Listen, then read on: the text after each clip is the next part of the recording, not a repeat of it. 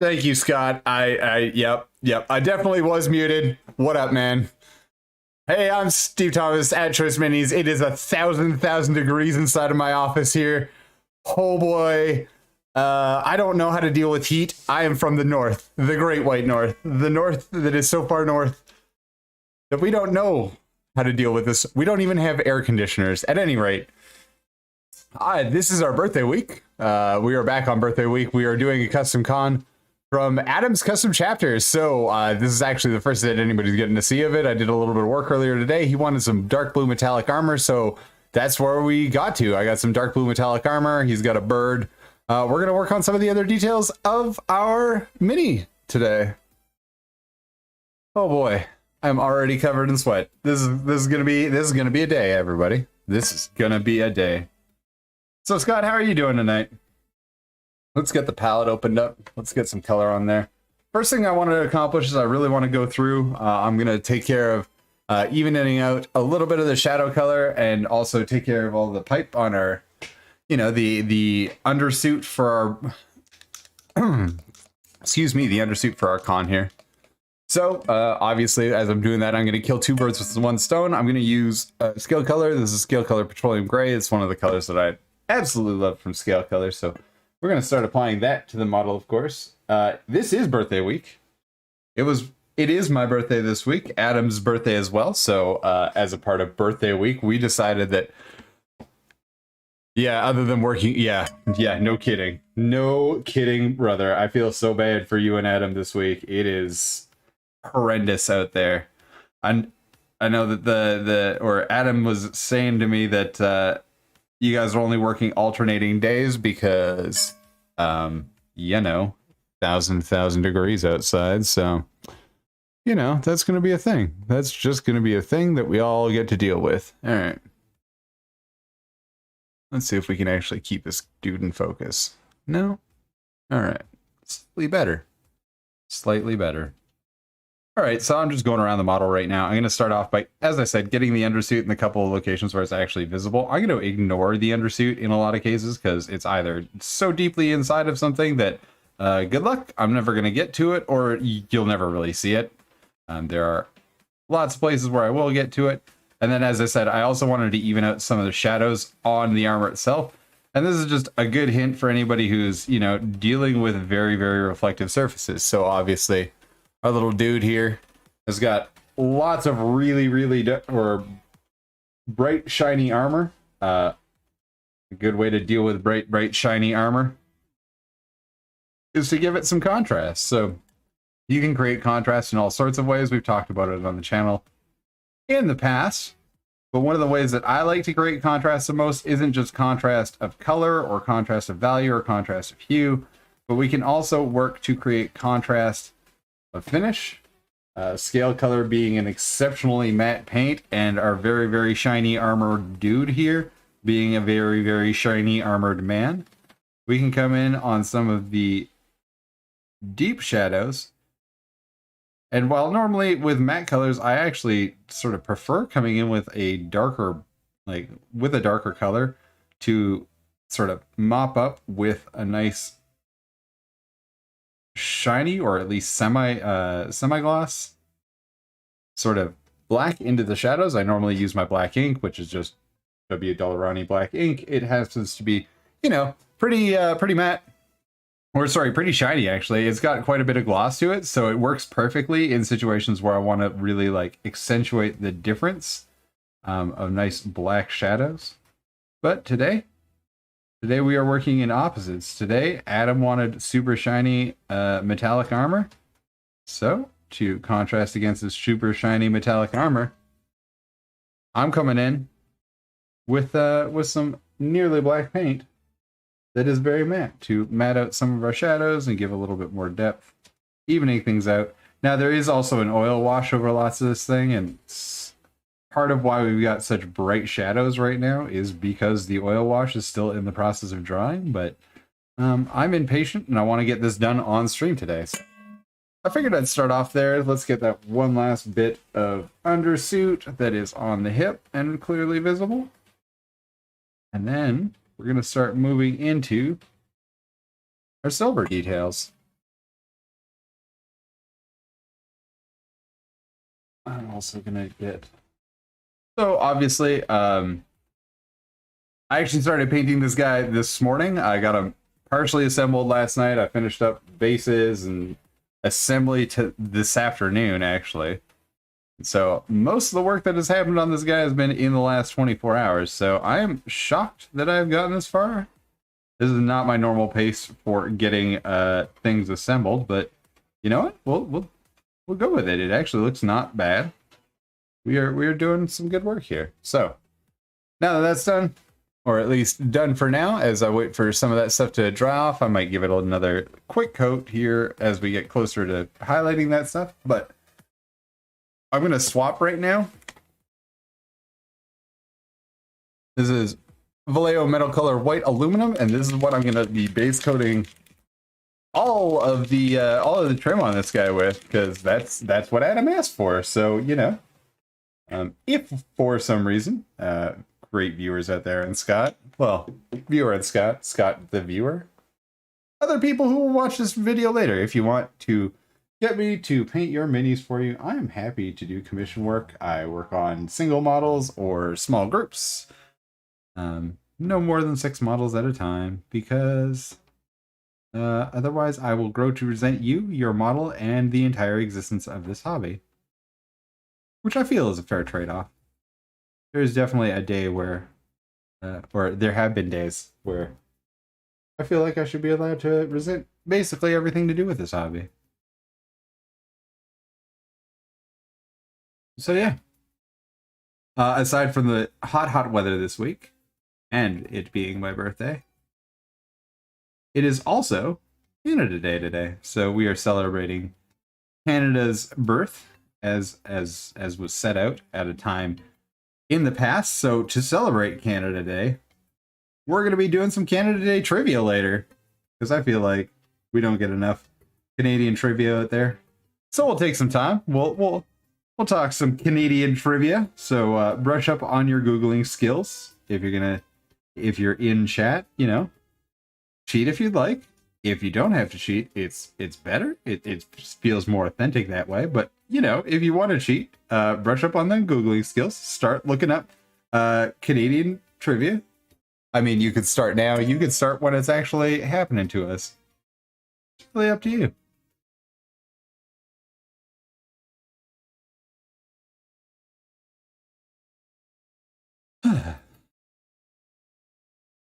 So today, obviously, national holiday. We're all celebrating Canada Day. Started rereading an old webcomic that I have been reading forever while I was intermittently waiting for paint to dry here. I didn't know that questionable content was still running, and I found out through somebody's post somewhere today. I'm fairly certain that the post was on Twitter, but I could be wrong. And yeah, so I went and started rereading questionable content, and boy, is there a lot of questionable content out there. Not just as in like there is a lot of that webcomic. I believe they're somewhere around episode 3500. I managed to get through the first 100 or so this afternoon because honestly, I was waiting for oil paints to dry. So I was like, well, there's not much I can do on the model while I am waiting for drying times. So, and since it is hotter outside than I care to think about on an ongoing basis, I decided to just stay inside, read webcomics, while YouTube happened in the background.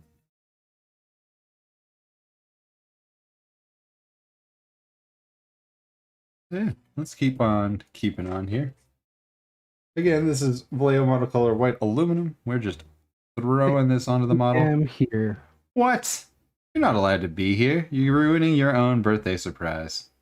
Oh, man. And like by surprise, I mean the thing that I asked, what did you want? And then we discussed the paint job a whole bunch. And then, you know, I've sent you update photos throughout the day of. Oh, Scott's in the chat. Yeah, Scott's in the chat. Scotty Muffins. Oh, Scotty Muffins. Yeah, I forgot that Sean also bought me Corsaro Con to paint for me.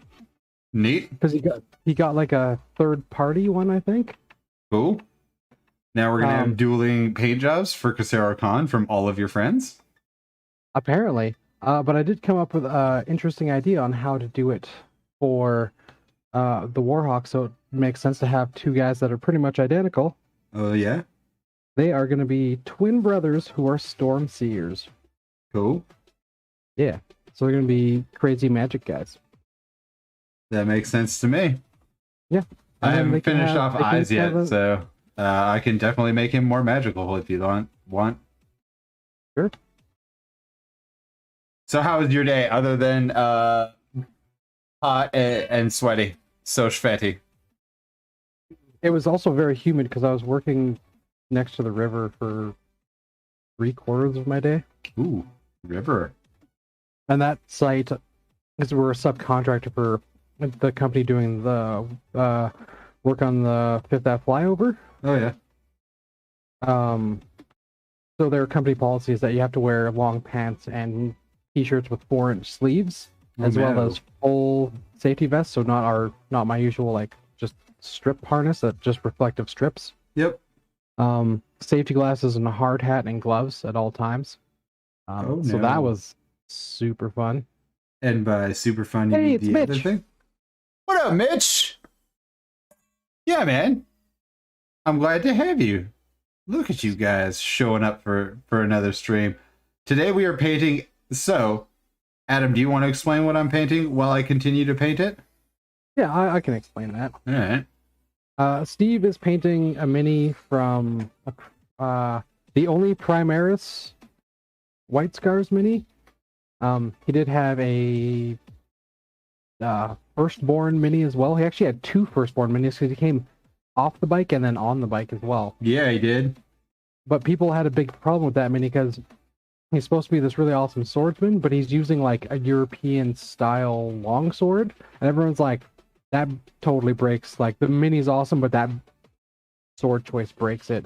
And it's the typical like Space Marine Captain power sword. Oh yeah. So this is the updated Primaris one, and it's a fantastic mini. Steve is painting it in the colors for my homebrew White Scars successor chapter, the Warhawks. How are we doing so far on capturing the spirit of your Warhawks, man? That is like perfect, dude. No, thanks, man. Well, we did go back and forth a whole bunch on color choices and how it looks and how it works out. So I'm glad that you are happy so far. I'm gonna continue painting details and stuff on this guy. Right now, we're just trying to get it up, get some paint on the model. Really, I want to finish off the rest of our base coat colors here, and then hopefully, the goal is to have this done by the end of the live stream. Whether or not I hit that goal is entirely dependent on how much I am willing to just be like YOLO and go for it, and how much I want to do a really good job, because you know it's your birthday present, you're my friend and co-host, and I want to do good for you. So we'll see. It will come down to an argument inside of me, but you guys can see where we're starting off here. I am going to do a little bit of cleanup and stuff in the corners. I've got techniques and stuff that I'm going to use for that sort of thing. But I am now going to swap colors while I wait for all of the silver that's on the body. Oh, actually, no, I got more silver to do. Hang on. So I'm just using, as I said, Flail model color, white aluminum. How are you doing today, Mitch? And we're going to try and paint not all of the metal on it this color. I've got some other metal colors that we'll use for contrast here. I've got a gold and a darker metal that we will be using on parts of it as well. So, and Adam, I never got the chance to actually ask you since you were working today, and also I just didn't ask you because I was like, he probably doesn't want to hear from me sitting in an almost air-conditioned room right now. Do you want this guy to be battle damaged? Like, do you want him to be weathered, or like how much weathering, I guess, are we putting on this guy? I would say light weathering because I'm still not very good at like doing really good weathering on my guys. So It's totally fair. Mitch, I totally feel your pain. I don't have current tooth pain, thank the gods. But I have had an abscess tooth that was so bad it almost killed me. Yeah, having gone through. So I checked myself into the emergency dentist on, what was that? That was Boxing Day this year, and had a tooth removed. Probably need a second, but I'm just ignoring it until it becomes a real issue because That's what happened. that's what being an adult is about, right? Ignoring the things that are wrong with you because it would be too much of an inconvenience to deal with them. It's like when I got because actually this year, or I guess not this year, 2019, I got my first like actual, I guess like family doctor since I moved out of my parents' place. Nice. So I had to do like a physical and everything. Mm-hmm. And he's like, so like, what amount of pain are you? And I was like, oh, the normal amount. And he's like, the normal amount is 0. I'm like, oh. Well, then more than that. The normal amount of pain is 0. But you see, I am over the age of 30, so the normal amount of pain is more than 0, correct? Yes, I'm over the age of 30 and have primarily worked labor jobs for most of my adult life. Also, I was punk rock for most of those years, so my body's not in very good condition. My body is what can best be described as a crumbling meat temple. Do with that as you will. All right, I think that's might be where I end with silver. We'll see. We'll see how I'm feeling in 5 minutes when I'm like, no, more silver. But right now, got a pretty good. I saw a base really going good on. Tattoo meme the Oh, other yeah? day about the whole, oh, your body's a temple, you should treat it as such. And then the response is the ceiling of the Sistine Chapel.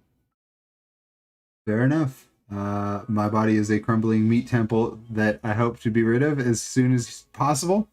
I would like to replace it with a robot. That not being possible, I'm cool with just uploading my consciousness onto the internet and letting it roam freely. Go, Wouldn't be mind free. brain in jar for a little bit. Yeah, I Like don't. between like robot body and like my crumbling meat temple, Mhm. or a crumbling bag of mostly water. Yeah, A ugly bag of mostly ugly bag water. of most water. Yeah. I love that's one of my favorite next gen episodes. Nope. Yeah, I don't. Also the I don't have the a one that Jack problem was in particular with the idea of being a head in a jar or a brain in a jar. I just don't think that if we've gotten to the point of sustainable head in jar technology, that I want to be the one that tests that particular bit out. If you get what I'm saying. fair enough. I feel like we're not that far from being able to upload good portions of our consciousness onto the internet, and as soon as that happens, I don't care. Sign me up. Like Prime Brain OS or whatever it's going to be called, or Google Brain, whatever. Like rent out 40% of my synapses to the internet for advertising generation, so that I can spend the rest of my time doing whatever it is my brain wants to do on ye olde interwebs. It's pornography. It's like mostly pornography. Chronic kidney stones to the pain is always sucking, knocking me down bad right now. Oh, dude, that sucks, man. You just can't seem to catch a break. And yeah, abscesses can kill you for realsies, especially, one that is so closely. As my dentist once put it to me, he was like, how far do you think there is between your teeth and your brain? I'm like, not as far as I want it to be. And he's like, not as far as you want it to be. So take better care of them. And I was like, yeah, okay, that makes sense. When I actually I finally did go into an emergency dentist for my abscess tooth, though it's like 6-7 years ago now. Mm-hmm. I'd had a migraine for 6 days. And that 6 days I'd probably slept about 4 hours and had worked 12-hour shifts landscaping. But I was in landscaping maintenance, so I was using mostly backpack blowers and weed whips. That's super fun when you have a migraine. Nope. Also August. No. Okay, opt out it. Opting out. And then they showed me the X-ray, and there was like black ruby tendrils going up from my my upper jaw into my lower brain pan. Yeah, they're like, hey, this will kill you, and like it won't be like a cool death where you scream in pain. It's gonna be like an aneurysm. You're just gonna drop. And I was like, so can you take it out right now? They're like, no, let's schedule the surgery for next week. And I was like, Cool. I mean, I might just go home, drink a bottle of whiskey, and grab a pair of pliers. So, like, please don't do that. You will die. Don't do that. And I was like, okay, I won't. That seems like the worst of all worlds. Don't do that. No, but they drained the abscess, which was nice. That relieved a lot of my headache. It gave me a prescription for antibiotics and 2 pure codeine tablets to cope with the pain. Neat. If you've ever taken 2 pure codeine tablets before, it's a ride.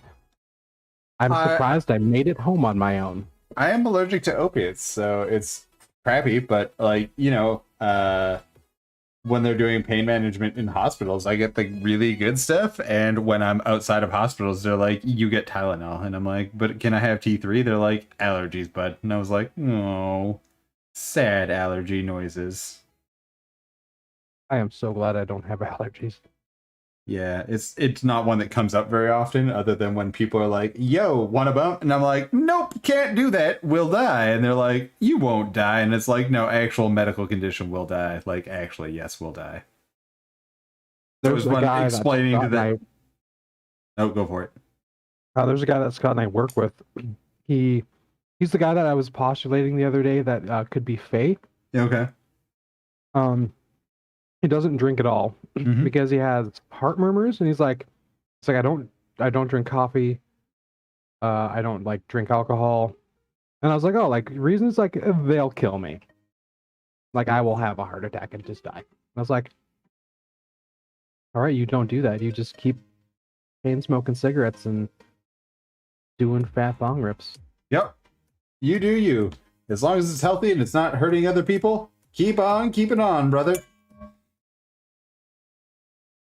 All right, so my thoughts on can I keep this in focus more often? Definitely still no. Still no. I apologize. I am trying to keep the model fairly still and in focus, but camera's got a mind of its own, and even though I sort of played around with a bunch of settings because I had the day off today to celebrate Canada's birthday, trust me, I celebrated like crazy, exactly how our forefathers would have wanted me to celebrate. By staying inside and not dying. Legitimately, if people from the past could see us and they're like, you guys still go outside even though you have air-conditioned boxes to be in, what the hell is wrong with all of you? Anyway. That's my postulation about what people in Canada's past would think about the idiots among us today who go outside in this crap for fun. I'm not making fun of you, Scott, or Adam. Just saying, like, I love my job, and I find it very fun. Would it be better if I could stay at the perfect temperature all day? Absolutely. Do I enjoy working out in like the high 30s to low 40s? Not particularly.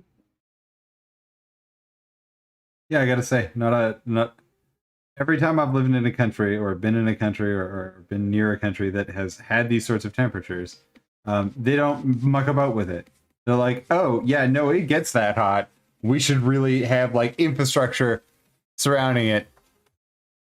Oh, yeah, no, trust me.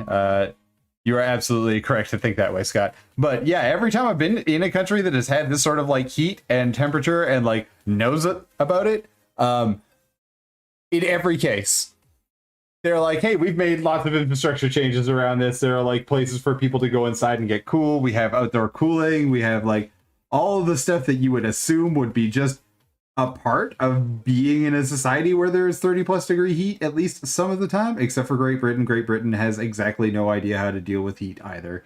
Or snow. Or really any weather that isn't damp fog. Yes. Even sunshine. Not great at dealing with sunshine. I mean, they would all like...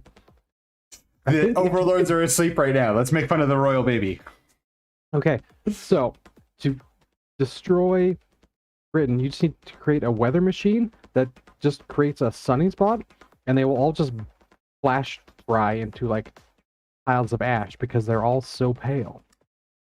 Agreed. Except for those people who live along the very southern part of they've never seen the sun. Well, I mean, we're mostly making fun of people from the north. And people from the north deserve to be made fun of because, agreed, they have never once seen the sun. it is, you know, the south of England is actually fairly nice. Having traveled, the south of England is fairly nice, but nobody in England knows what they're doing with heat. I wonder if I can get his face to actually be anywhere near. Oh, look at that! There's his face. Everybody, look at our Khan's face. Nice. Yeah, it's Khan face. Khan! And trust me, I've been doing that all day long. I've just been yelling Khan to myself the entire day. Would be very disappointed if you hadn't been. Yeah, exactly, right? I was like, well, I got to do this for me, but also for all my homies who can't do this. And I would just stop every once in a while, scare my dogs, and yell the word Khan. So you gotta. I mean, it's the best of the original series movies. Incorrect. Sorry. The Voyage Home is the best one. Wrath of Khan is my favorite. That's fair. This is the argument that Dan and I got really drunk on whiskey at one of JP's birthday and argued about this, but we were arguing the same point because we were both like, Voyage Home is the best, Wrath of Khan is my favorite, but we were just so drunk, and then we spooned about it. Well, that is a good way to make up for nearly any argument, is with spooning. Dan then told me the next day he was scared of me. Because apparently Whiskey Adam's scary? I could see that. I mean, normally Whiskey Adam is just sort of like happy and laughing until Whiskey Adam is scary, and then Whiskey Adam is scary. That's true. The last fight I got into was definitely Whiskey Adam. But that was totally warranted. That guy needed butt kicking. He punched a girl. So I used a washing machine to stop his face. Okay, well, that is a story. I can honestly tell you I've never used a washing machine as a weapon. I was also a little mad at myself because I had drank most of a $600 bottle of scotch by myself that night. Oh, no. And it was like my Christmas treat to myself, and it was at a New Year's party. And the snow removal job I was doing, it wasn't a very good winter that year, so I didn't have a lot of money. So yeah, I was like, I'll treat myself. I'll do this. It'll last me forever. It did not last me forever. It lasted about a week and a half. Yeah, that's typically what I used to find as a recovering alcoholic. It was always, I'll buy this buy this for myself as a treat. And I'm not saying that you're an alcoholic or anything, buddy. That's not for me to judge. And that's not what I'm trying to say. I'm just saying that, like, I would be like, I'm going to buy this for me, for a treat. And then, like, I would wake up less than 3 days later and the house would be dry again. So, thanks for the Canada Day happiness. It is Canada Day here. You know what I want to do, Adam? It is birthday week. We share it with Canada this year. That doesn't always happen. Some days Canada Day just falls the week afterwards for whatever reason. Except for you. That's really infrequent. But I wanted to do some Canadian trivia. So why don't we do some Canadian trivia while we got people in chat? All right. You down, chat? All right. We're gonna do trivia. Well, I'm just we'll ask one question at a time. You can see the questions in the doc. If it's the same doc as last time. Okay. But we'll start it off. And don't shout it out, Adam, if you know the answer. Let's give people, hey, what's up, Ingvar? Let's give people the opportunity to answer on their own. What was the last province to join Canada? Ooh, I know this one. What was the last province to join Canada? Throw it up in chat if you happen to know the answer. I wish that I could give you guys. Listen, whoever wins will have my undying gratitude. Will become the champion of Canada. Will receive a Governor General's award. I've got one of those. I could just scribble my name out and write yours on it instead. Yeah.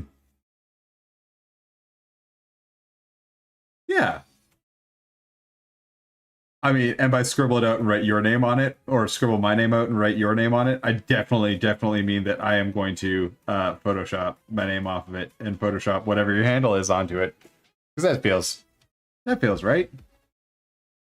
If you're gonna win our Canadian trivia game, at very least, you should get some sort of recognition, and what better than the Governor General's award? So again, the question is, what was the last province to join Canada? Adam, you think you got it? Yep. I mean, it's sort of two, but it's one. Yeah, it's sort of two, but it is one. That might be giving it away, but we'll see. We'll see whether or not anybody else gets down on this.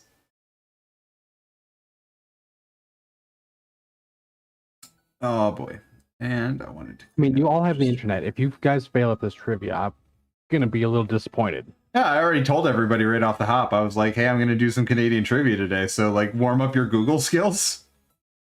Because I don't have a way of regulating this. You guys can put... I can't stop you from Googling on your own computer. I'm not a madman. I mean, I probably could. You don't really want to test me on that? I probably could. But I won't because it's illegal and immoral. Mostly the first one. The second one, other people can get in if I can get in. It's probably just demonstrating to you that you should really up what you're doing with security. Right? That's the right attitude, right, Adam? Yeah. Always make sure you have good internet security. Or don't. Because internet is forever. Don't worry about it. The internet is so full of...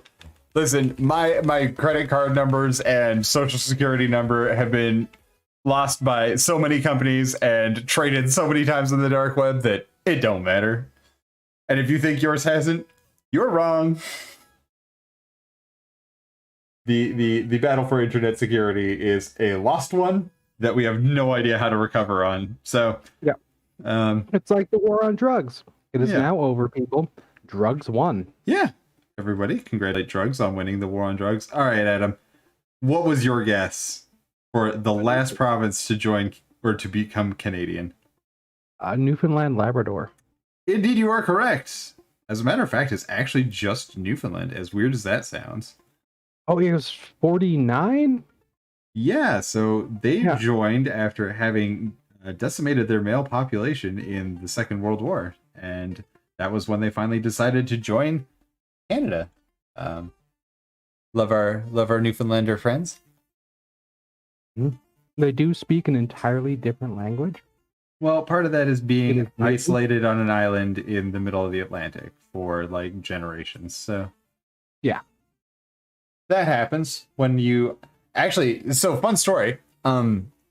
Islands off of Newfoundland, where there are smaller colonies that are part of Canada now, have probably the closest approximation to modern speakers of English that sound like Elizabethan English. So when they go to find translation or to do more accurate representations of the Elizabethan accent so that they can do better Shakespearean recreations, they actually go to these little islands outside of like off the coast of Newfoundland and talk to English speakers there because there's small pockets of isolated humans and they haven't talked to the outside very much. Like they haven't gotten the generic English accent of like modern era. Not saying that people don't have accents in English. Obviously we do. Otherwise I wouldn't know what you were talking about. Yep. But yeah, so they head off to these little like islands off of Newfoundland to go and learn how to speak Elizabethan English because they didn't get all of the like modernizations and homogenizations of English. So they send people off to go and learn from these weirdos that live on tiny islands and eat nothing but what I can only assume is giant lobsters.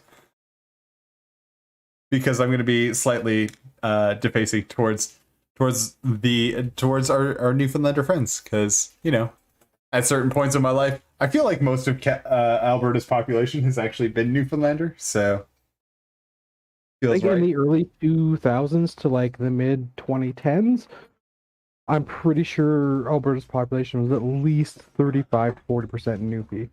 Yeah, that feels about right.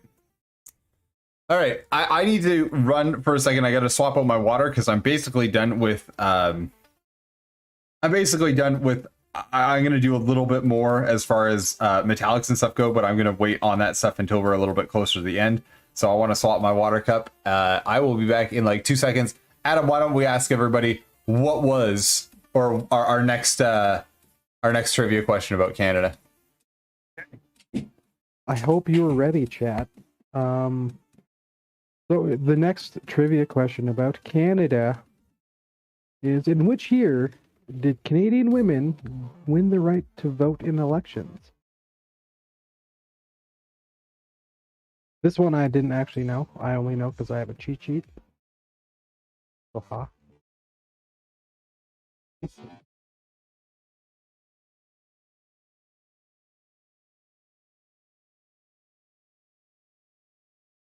Hmm. I actually have a counter question, trivia question for you, Mitch. What year did women win the right to vote in the States? I think I know, but I'm not 100% sure. There's definitely a time travel TV show that has an episode entirely about it.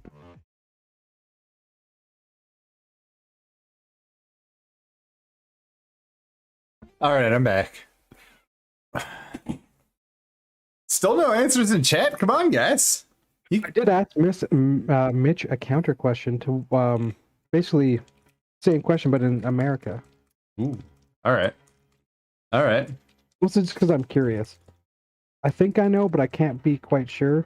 Well, it was I the wanna say suffragette that- movement in the States, so Yeah. it should give you some sort of ideas to the timeline of when it happened in the United States. I could give more details, but I feel like I want to see what everybody comes up with for answers here. In the meantime, you guys have noticed that I've gone through a couple times here and just used. I'm actually using a contrast paint, so this is a Keelian green contrast paint. Good guess, Scott. You're close, Scotty. But yeah, as Adam mentioned, that is close, but not quite correct, unfortunately. I wish that we had got it done that early. All right, do you want to give him the answer, Adam? Yeah. So the year was 1921. Yeah, so yes, Canada was first. Between us and our cousins to the south, Canada was the first to introduce universal women's suffrage. The suffragette movement in the United States did take care of that fairly soon afterwards, and then we got into prohibition because women could vote and blah blah blah blah. Not blaming women, I'm just saying that prohibition and women voting happened to coincide with one another. That was the thing that happened.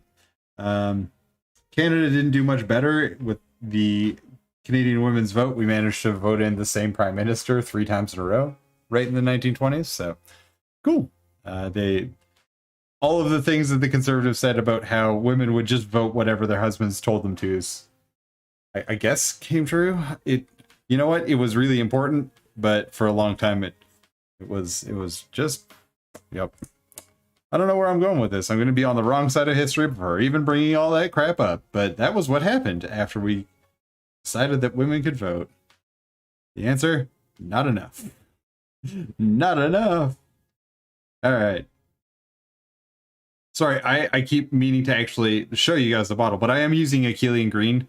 So Achillean green is not green, but it is a contrast paint that works fairly well for cleaning up our armor color here. So I'm just dropping it into a couple of places.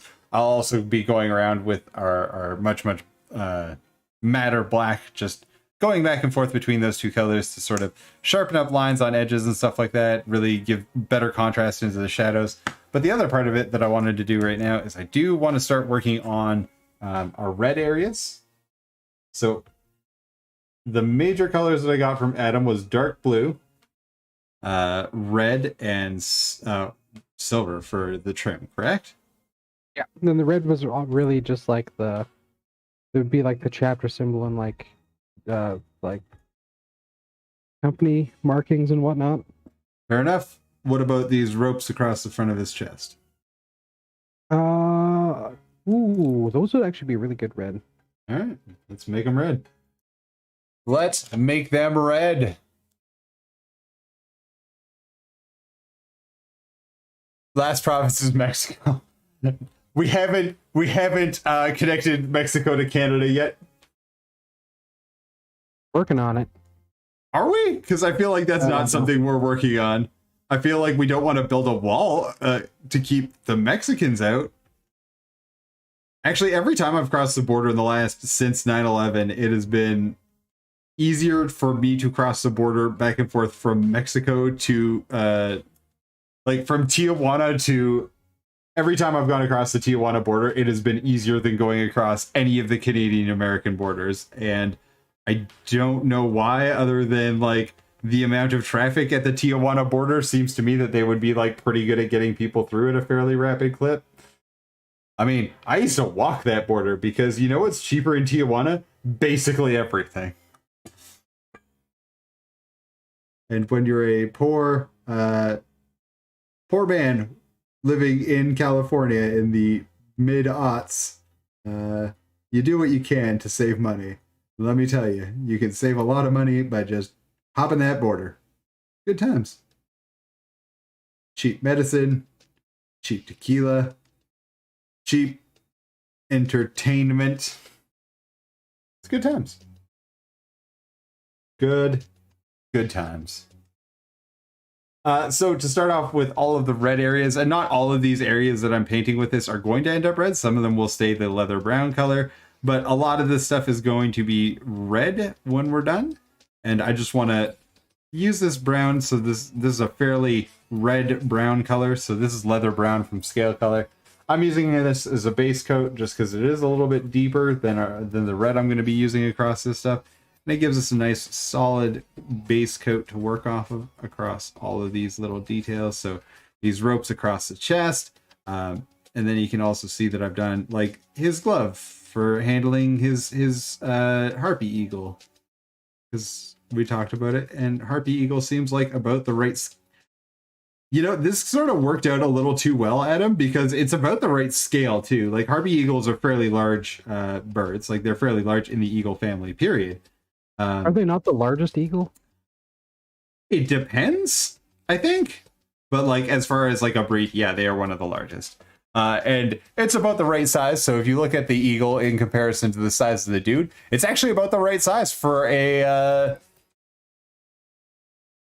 Yeah, it's about the right size for it to be a harpy eagle. So let's lean into the fortune, I guess, and paint it up like one. So he's not quite done being painted, but you know, we got some work done on him so that he looks eagly and harpy-ish. I didn't have time. I was gonna mold him little feathers on the top of his head so he could definitely have the like harpy eagle two sticking up feathers like a weirdo. That always makes him look vaguely confused. Yeah, Mitch, you're a little far up to be traveling down to across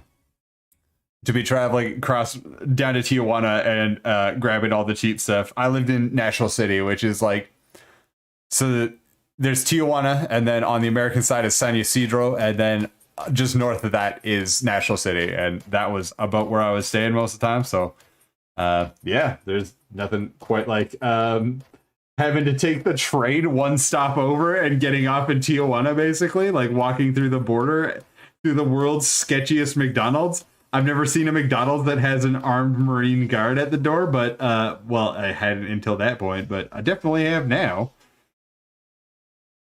So, yeah, that always used to be fun. If I couldn't hold it to get home, that McDonald's has been painted a variety of colors by me and then many people stumbling home from Tijuana after having imbibed in way too many stupid things. Because, yep, I lived down there after possession became legal in Mexico because of the cartel. So, it's good times. Good times. Anyway. Just continuing to get these details. I'm also going to do these ropes down here. You'll notice that I originally had them as violet on here, and that was more or less so I could see them all. I wasn't really sure what color they were going to be, but violet was sort of a good compromise between many possibilities. So that's where they were, sitting on the purple fence. All right, Adam, why don't we hit him with another trivia question? This is a good one. This one I actually already knew too. Oh, yeah? Both parts of it. All right. What have you got? What were the early settlers of New Brunswick and Nova Scotia, later exiled to Louisiana, who spoke French, called? Aside from me having looked this up, this is also, I went to French immersion school, so this is a big part of the like history classes that I don't think gets taught in Anglophone schools. A little bit. A little bit. just how awful Canada was to the these people.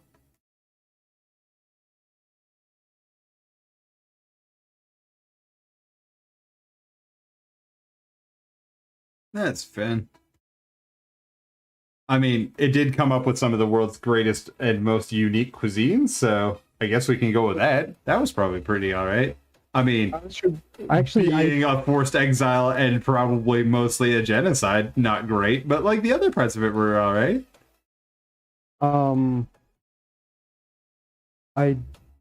There is a Star Trek episode that touches a little bit on this one. It's actually also the episode. It's a Deep Space Nine episode. I was gonna say it's one of the Deep Space Nine episodes that I actually remember. So yeah, it's the one where you actually learn the difference between the two styles of food from Louisiana. Yeah. I was like, oh, cool. I didn't know about that. And then I was reading about it and I was like, oh, dang. Oh, that's actually real? Oh, no. That's actually real? Yeah. Cool. This food's real. That's cool. Oh, why did I keep reading after I read all the food stuff? Oh, God, I need to stop reading. Yeah. It's not a very, very pleasant history. As much as Canada likes to pretend we're the nice guys, we are not nice people. I guess maybe we're getting nicer. I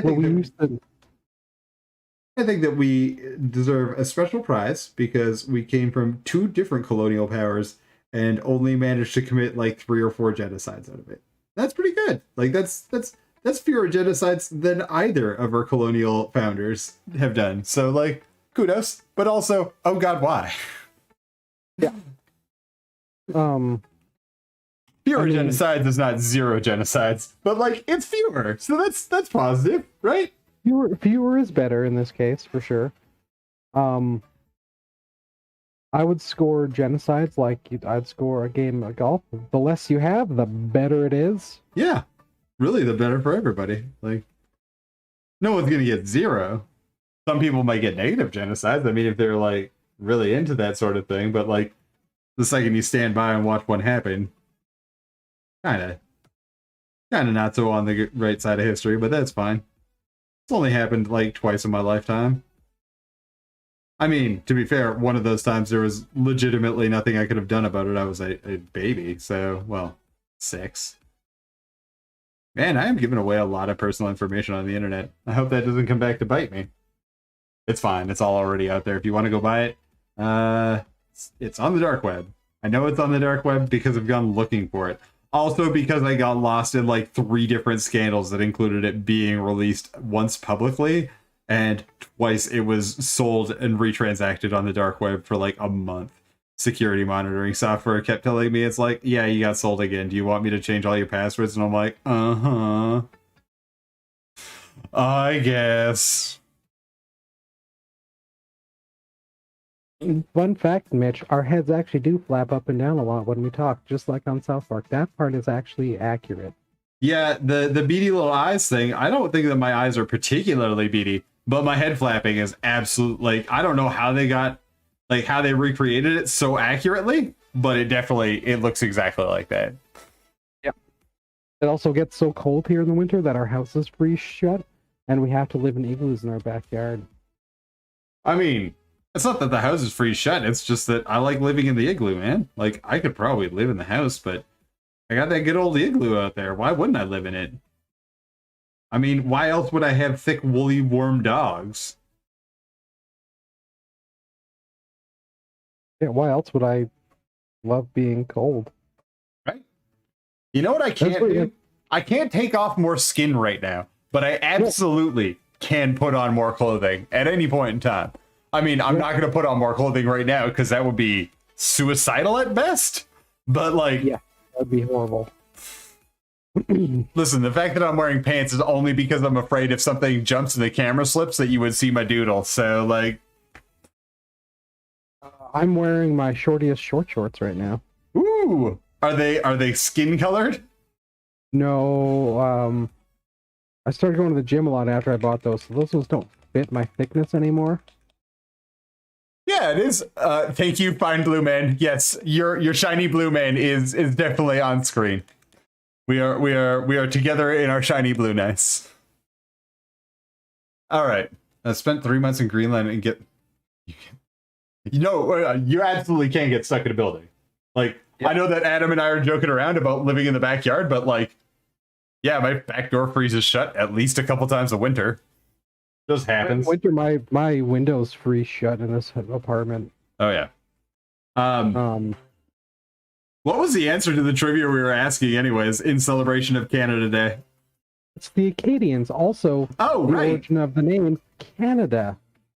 Yeah, so the Acadians were a group of French settlers in the late 15th century, like early 16th century.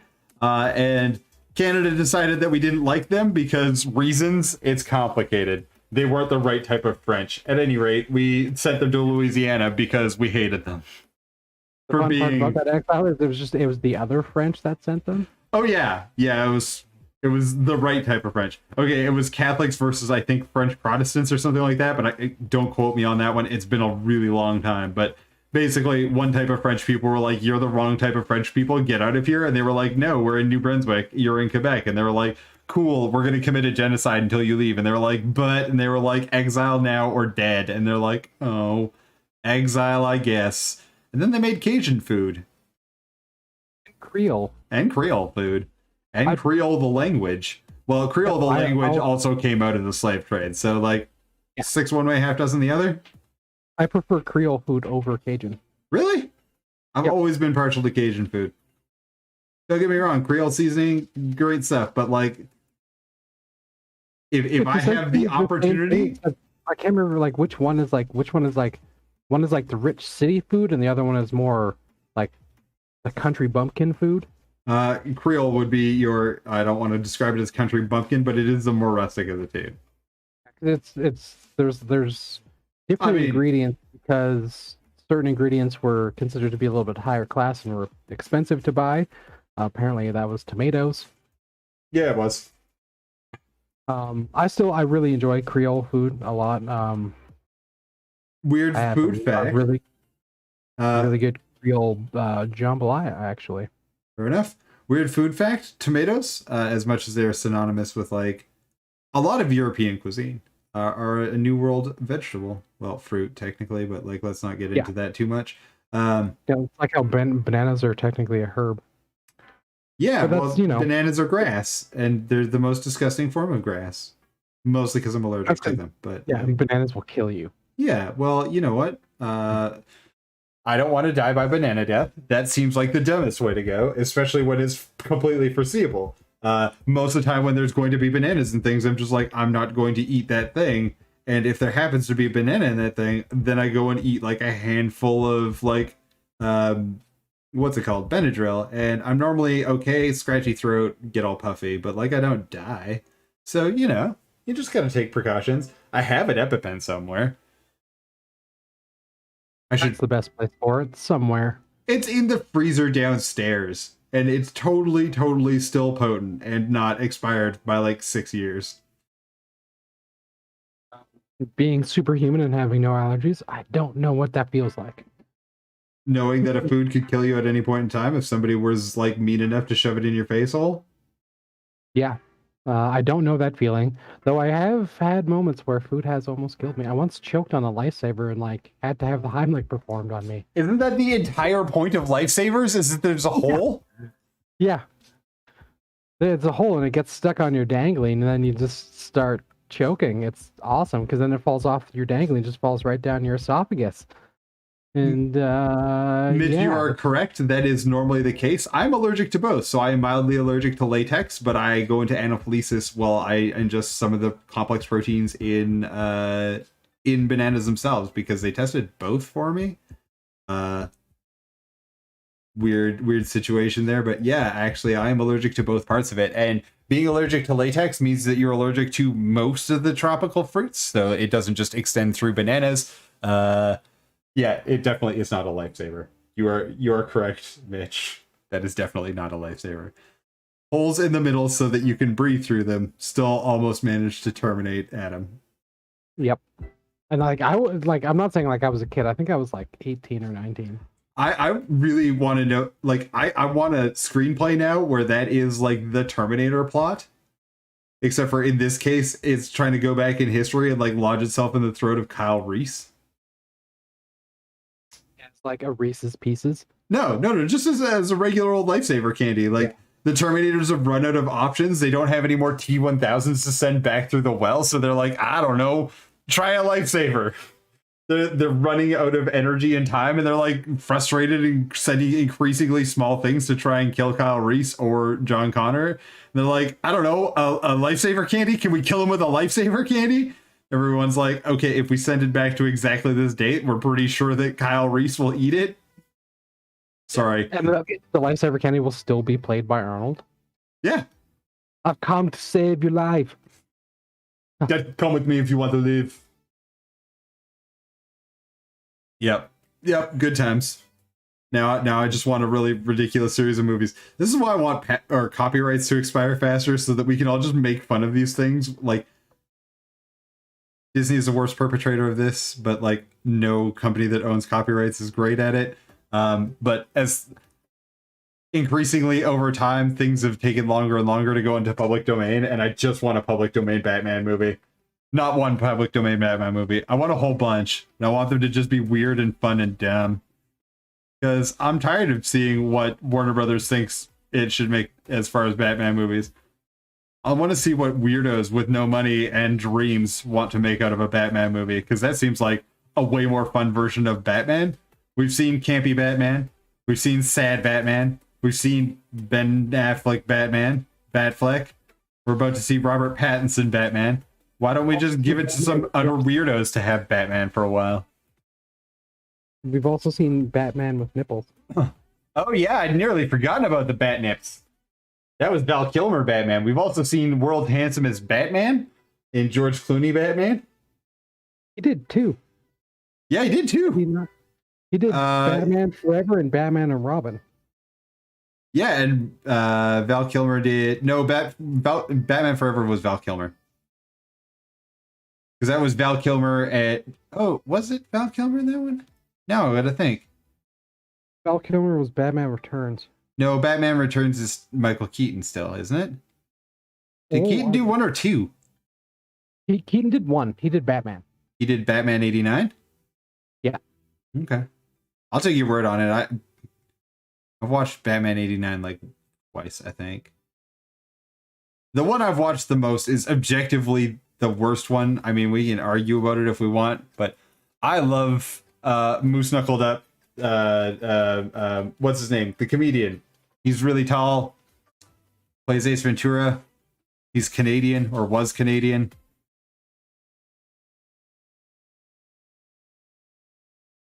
Jim Carrey. Oh, right. I'm conflating two different movies, because there is the one with Jim Carrey and Tommy Lee Jones, and then there is the one with Arnold Schwarzenegger and who plays Poison Ivy in that movie? It's somebody relatively famous. Uma Thurman, thank you. And then you were right on the Val Kilmer one. He was Batman Forever. Okay. Clooney was only in Batman and Robin. Okay. Because that was like one of the Chris's was Robin in that one too. Not like Michael one of the Keaton was in Batman and Batman Returns. He's the only one that's done two aside from Christian Bale. Yeah, and Christian Bale is not a great Batman, but an excellent Bruce Wayne. So yeah. Ron Perlman voices him in the Justice League Origins movies. Okay. I mean, I wouldn't be opposed to a Ron Perlman, like if they said it in the Dark Knight Returns, like in that comic book where Bruce is retired already and has been retired for some period of time and then just can't get over being Batman, so goes back to being Batman and gets handed. Is that not the origins of why he quit being Batman and then eventually his clone becomes Batman? It's not his clone. Is Terry McGinnis not Bruce Wayne's clone? Are you thinking the Azrael one, or are you thinking of Dark Knight Returns, where it's like Nightwing is taking over? Batman Beyond. Oh yeah, no, I'm thinking of Dark Knight. Yeah, I gotta love Ron Perlman. Okay. I was thinking of Dark Knight, the Dark Knight Returns, the like comic book series. this is Nightwing takes on the mantle of Batman. Like Dick Grayson in his own right takes over the mantle of Batman, and then Batman comes back after Dick Grayson, I believe, gets murdered by the Joker, and he decides that he is Batman again and takes on a girl as Robin this time. It's a very complicated, weird series of events that leads them there. At any rate, Batman is old in that one. Like, Batman is in his mid-70s and is a huge, giant, hulking dude. Like clearly you would never think like, oh, that's normal for a billionaire to be that size. You would look at him and be like, are you Batman? You're huge, like in every proportion. You were enormous. And I feel like Ron Perlman could kind of pull that off. Like, he looks enormous when he wants to. I mean, he doesn't always look enormous, but like I'm thinking of like Hellboy times when he was absolutely giant. Yeah, you are correct. He did kill it as Hellboy. While I didn't enjoy the new Hellboy movie, I enjoy the actor they got to play Hellboy. I can't remember his name.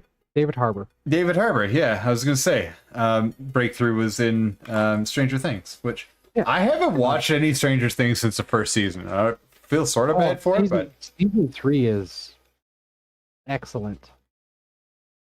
Fair enough. Just haven't gotten there. That's fair. It did take me a long time to even, like, watch season 2, and then I was like, oh my god. I watched season 2 and season 3 was already out, so by the time I finished season 2, all of season 3 was out, so I just kind of binged 2 seasons. Fair enough. I was going to ask the next question in trivia. So, when was Canada founded? And I'm not asking like a time of day, because it took them like almost 2 weeks to sign. But answer the trivia in chat if you can. For the grand prize of, I'll Photoshop you into my Governor General's award instead of my name. You can have your name on it. If you win at trivia, that is. So far, nobody has answered any of these correctly except for you and I, Adam. I don't know. Is it too hard? I mean, today is Canada's birthday, so you should be at least able to get the year. We can give a series of hints. If you get the date wrong, I will be mad. If you get the year wrong, that's okay. But if you get the date of Canada's birthday wrong, I mean, I will internet slap you. Like it's not today, I care that much, right? Because it's like today is Canada Day. That's why we're doing Canadian trivia on stream, because it's today. It would be real weird if we got that one wrong, but if you can get us the year, that'd be pretty nifty. I mean, we can give hints. I will give the first hint here. It has been more than 150 years, or sorry, more than 100 years. It's been more than 150 too. Since Canada was founded? July 1st, 1876. Oh my God, Scott gets it. Scotty got it. The answer is wrong in the doc.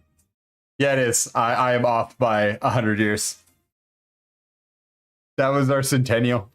But yeah, Scotty got it. Congratulations, Scotty Muffins,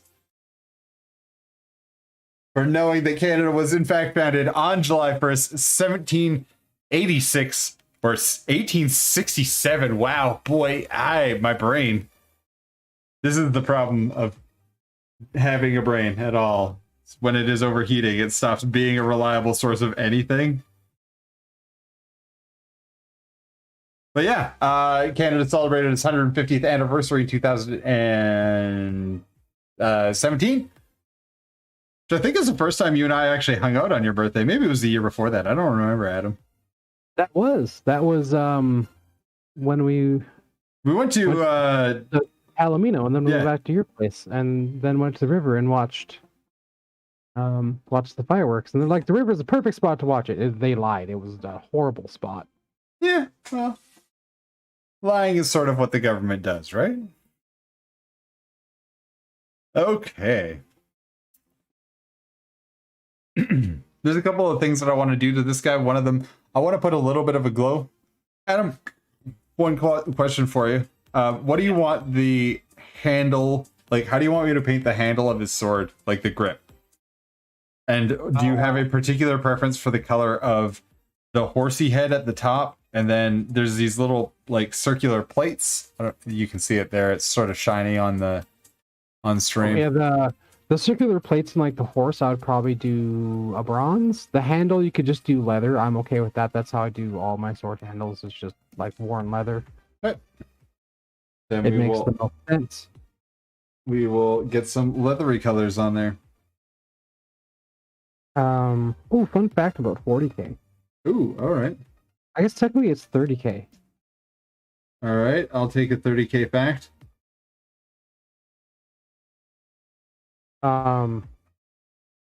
There are a number of non-power swords Mhm. that were just they're relics of the golden age of technology.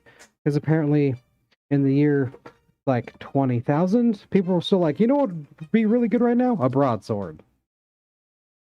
Fair enough. That seems One second. Also, super tangled in my mic cord. all right. I mean, we talked about one of the relic swords when we were working on our what's he called? Dark Angel. And yes, Mitch, you were off by 50 years.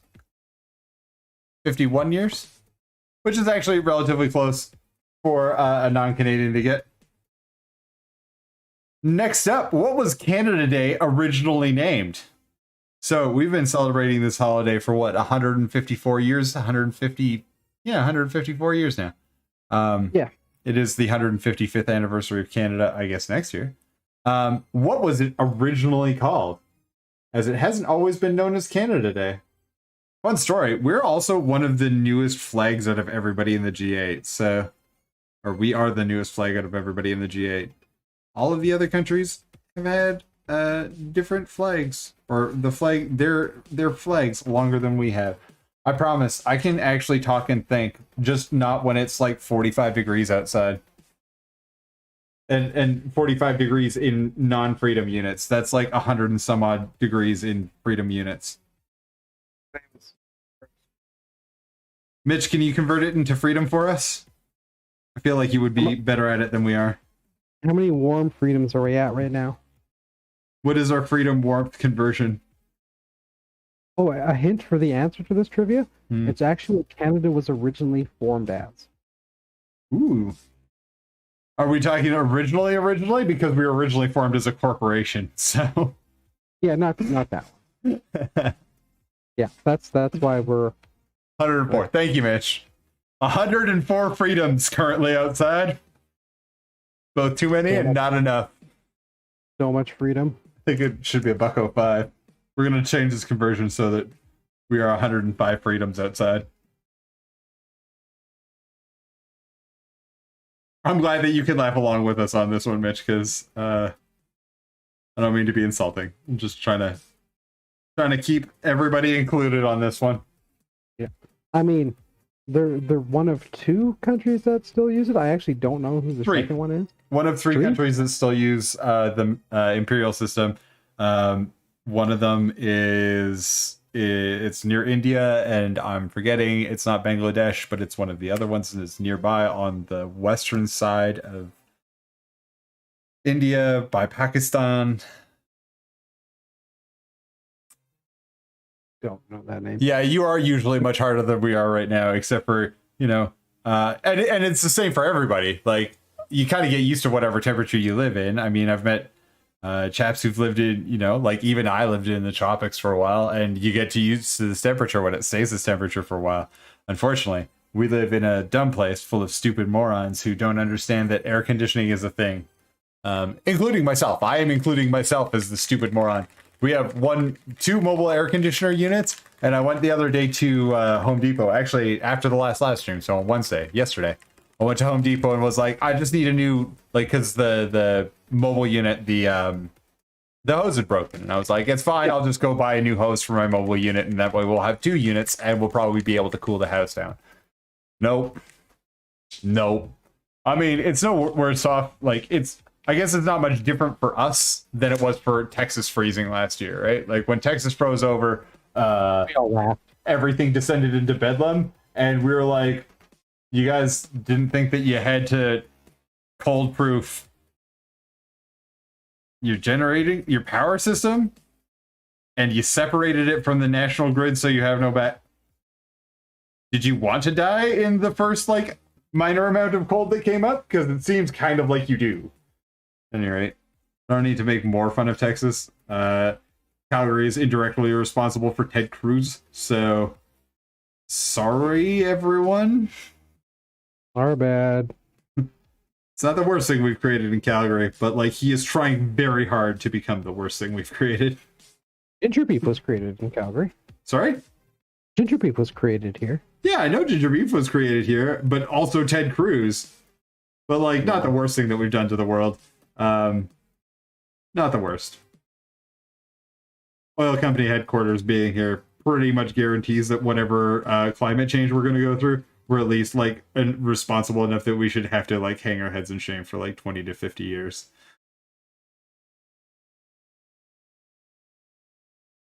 By the way, today it got to 39 degrees in Calgary, at least officially.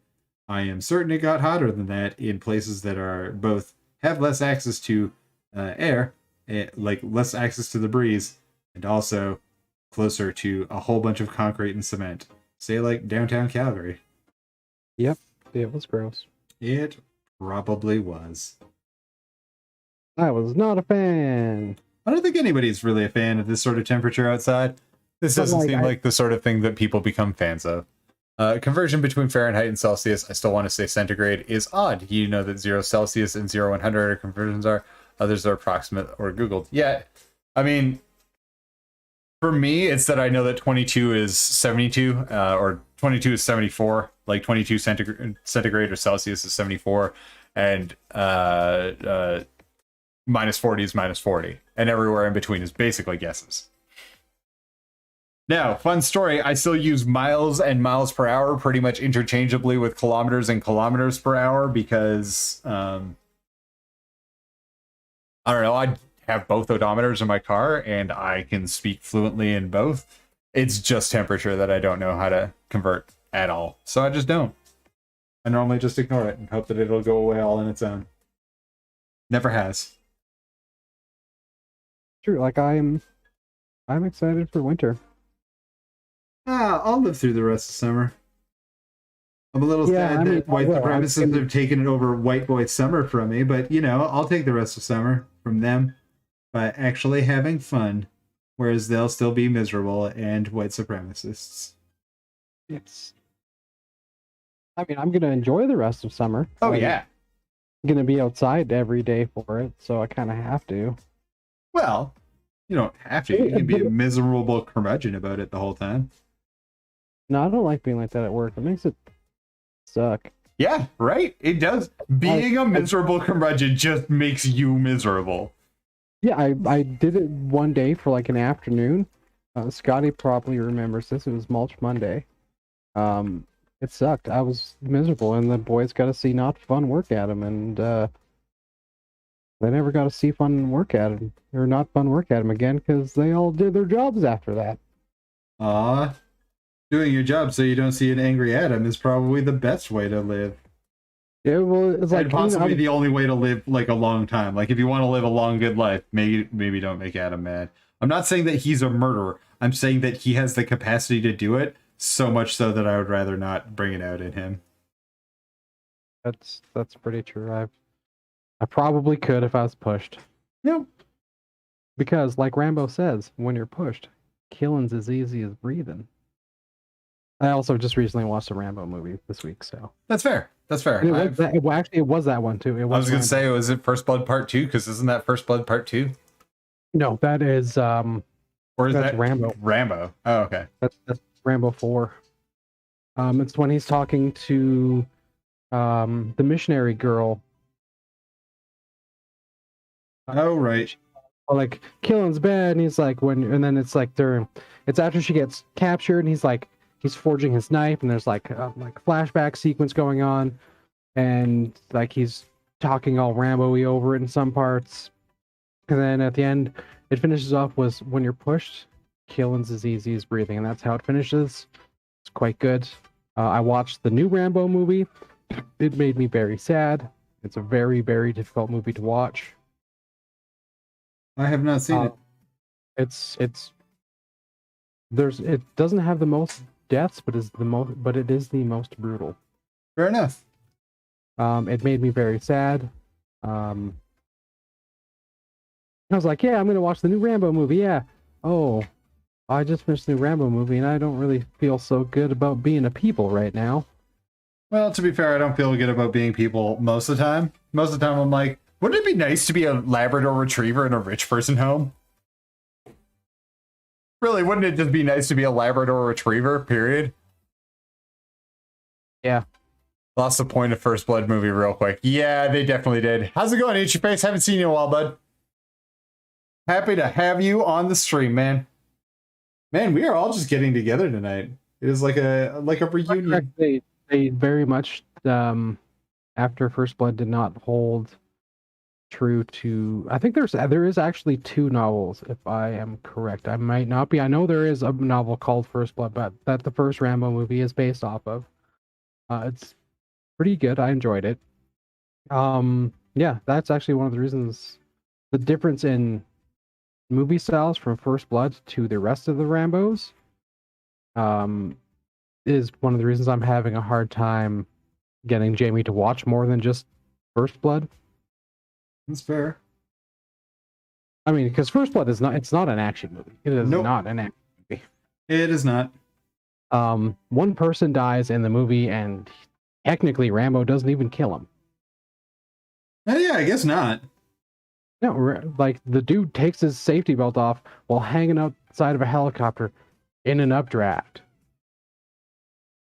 Sorry, right now I'm just going to explain real quick what we're doing. I've got some black ink. This is just Dalarani. Actually, no, I'm using game color ink right now because I didn't want to go fishing for Dalarani.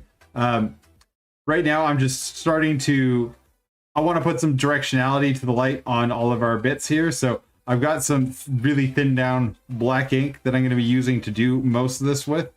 But right now, I'm just sweeping over parts of our bright silver color to get it darkened down just a hint, and we'll continue to use it to clean up edging and stuff like that because I want to get this done on this stream. So we're gonna be working quickly through all this stuff, even though we're going with thin layers.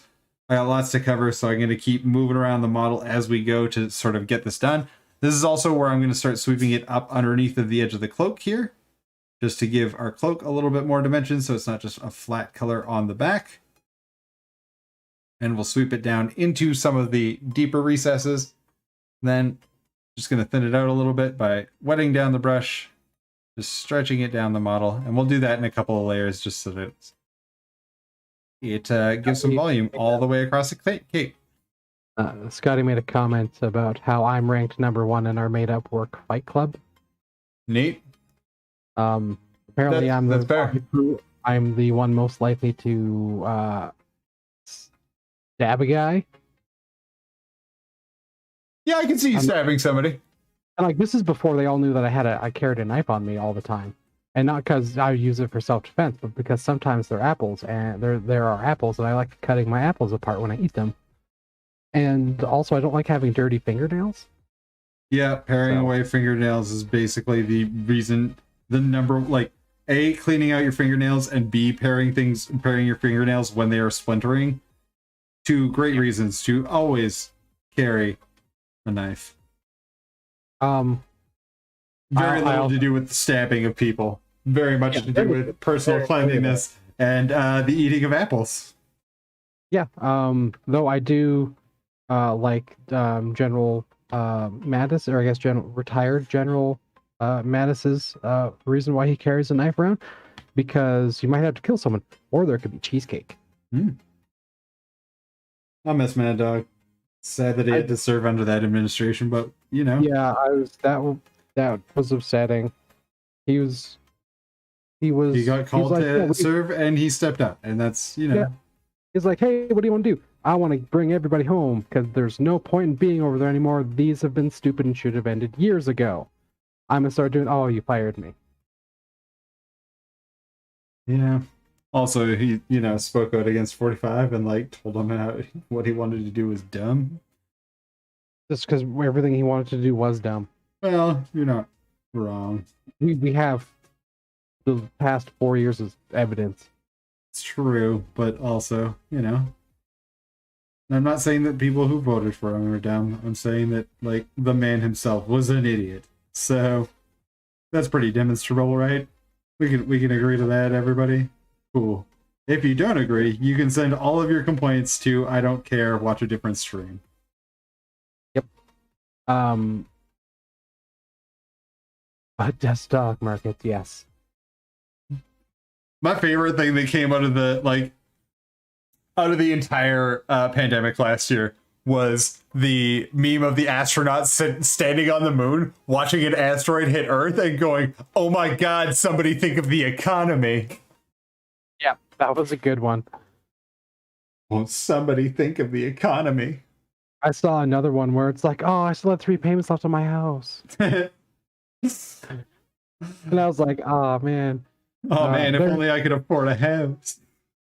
Yeah, right? Not in this economy. There's a really famous picture taken by, I want to say John Glenn, but I know that's not the guy. Nope, that's not true. But fine. You're thinking of Pale Blue Dot? Yeah, the farthest, Michael Collins took that photo. Yeah, the farthest man, or the loneliest.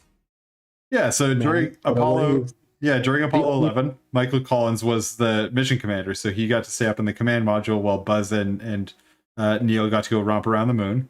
And so he took a picture from the far side of the moon, and in that picture was every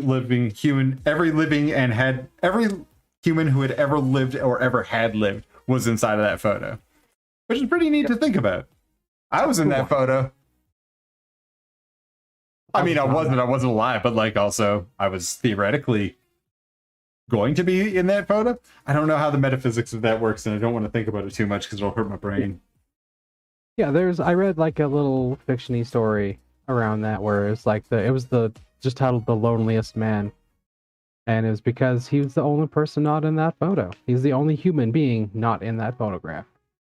Yeah, Michael Collins passed away pretty recently. He was a very, very interesting man. He was not at all like Buzz or Neil. Neil was a very reserved man. Buzz has been very outspoken about his experience in space and how he thinks that should be shared with more and more people to give perspective and all the rest of it, which I happen to like what Buzz is saying. Doesn't mean that he is right, but I do like what he's saying. Hopefully Jeff Bezos goes to space and comes back and is like, oh, I shouldn't treat you all like you are just like I'm waiting for you guys to be replaced by robots. But unfortunately, Jeff Bezos isn't actually going to space. But regardless, Michael Collins was a very interesting man. It's sad that he has passed, and now I think Buzz is the only one left.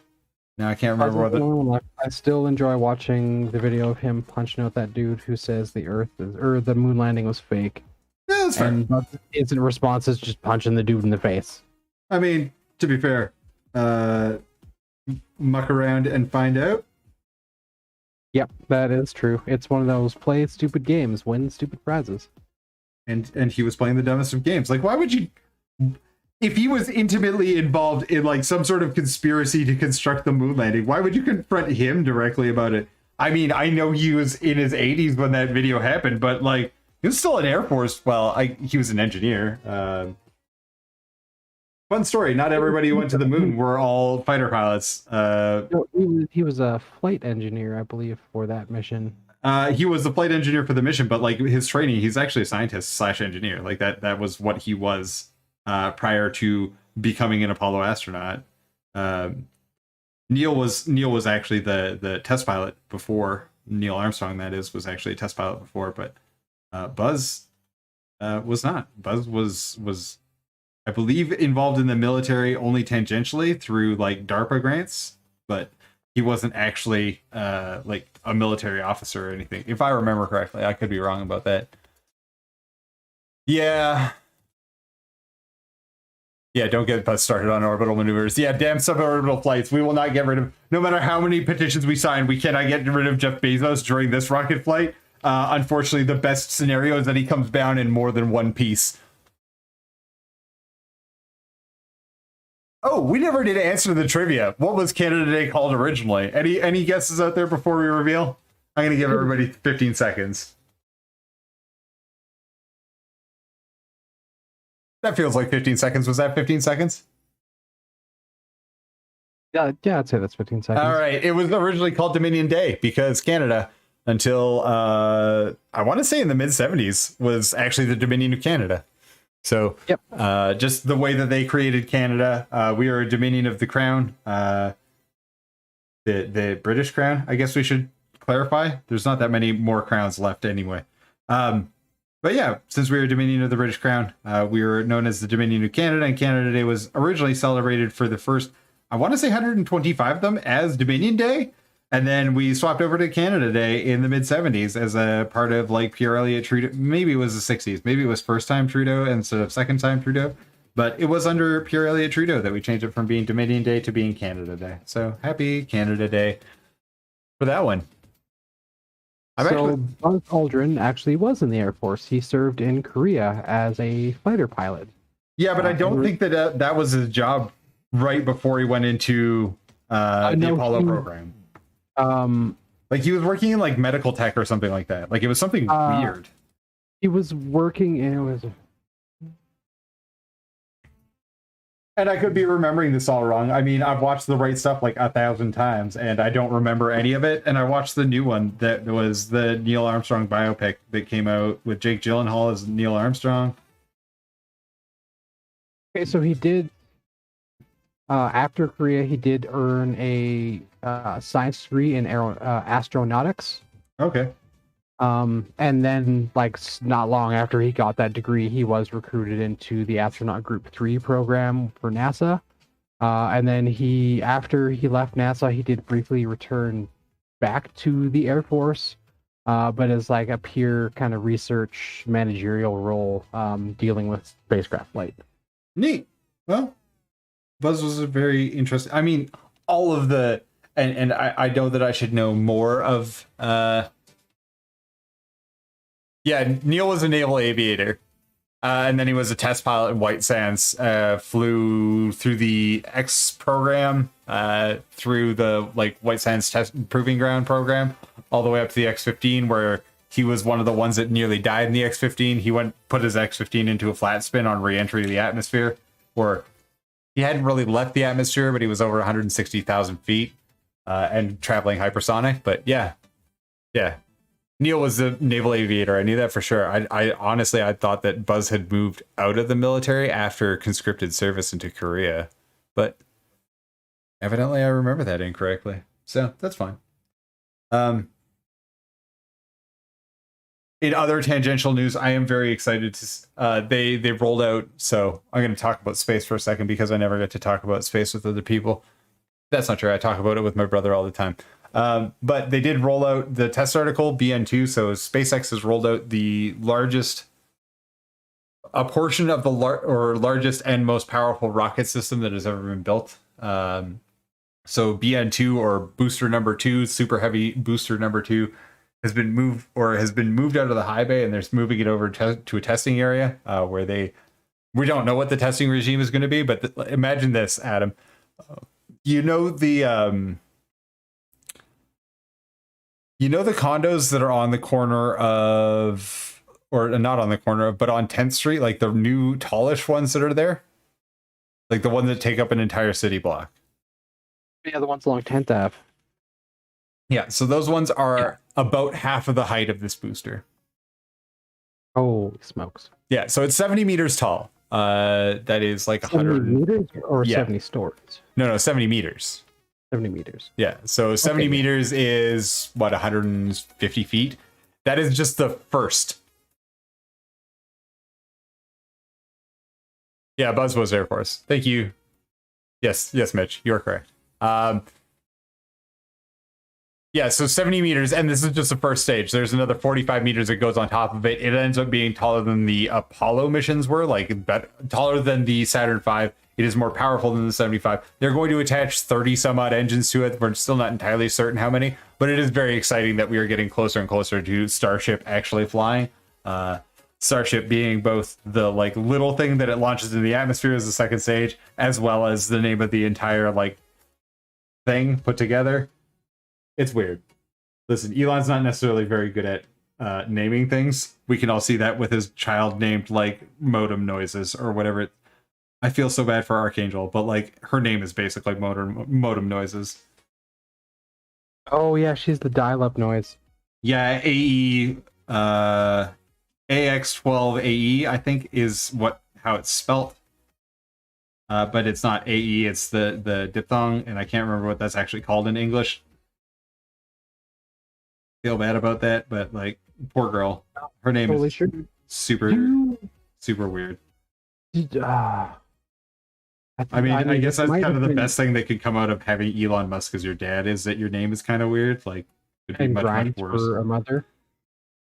Listen, I don't think that there's anything wrong with Grimes. I just don't like her music that much. But like, that's a personal preference. That's not a. I've never heard anything about her being like a weirdo. But like, Elon loose sapphires in my pocket. Musk deserves to be made fun of a lot more. Just a lot more. We should be making fun of all billionaires, not just Bezos. That's totally true. I don't remember where I read the article, so it's probably not super accurate, but like someone was working on trying to, they're like, hey, I like sci-fi. Ion engines are a thing in sci-fi. Why can't we do that? And they're like, it's basically just like an electric like engine for space, or it'd be, I guess, like a Vernier thruster. Yep. Which we already technically use. We use Xeon ion thrusters. Jeebus, talking today. Yeah, we use Xeon ion thrusters. It's something that we do pretty frequently with deep space probes and stuff like that. I want to say, I know for certain that we used it on the Parker Solar Probe was for sure. I mean, they're nuclear engines, right? But they use the nuclear decay in an RTG in order to create enough electrical differentiation or charge differentiation in order to travel ions or accelerate xenon ions at a screen. I'm pretty sure that they are nuclear powered. Again, small engines, not probably my strong suit. I like big engines, cannot lie. But we have used ion engines. Ion thrusters are small and extremely efficient. They just are very low thrust to weight. I have played a whole lot of. So the thrust to weight ratio is essentially how fast we can accelerate something. ISP is basically their gas mileage, and that's specific impulse. I happen to like engines that are very, very high in specific impulse. That tends to be the ones that are big and flashy and getting a lot of attention now. We just had Virgin Orbit launch theirs to orbit yesterday. SpaceX, I think, launched yesterday, again with more Starlink missions. Hoping that we see BN2 go through its test regime, and then hopefully SN20/BN3 or whatever they're going to use as the orbital solution. I hope we see that go up sometime this year, but I have no doubt that it will not be in the month of July, no matter how much Elon and Gwyn are still talking about it potentially being tested this month. I don't think that they are in a position to make that. I mean, I guess Gwyn Shotwell is, but like Elon's really not.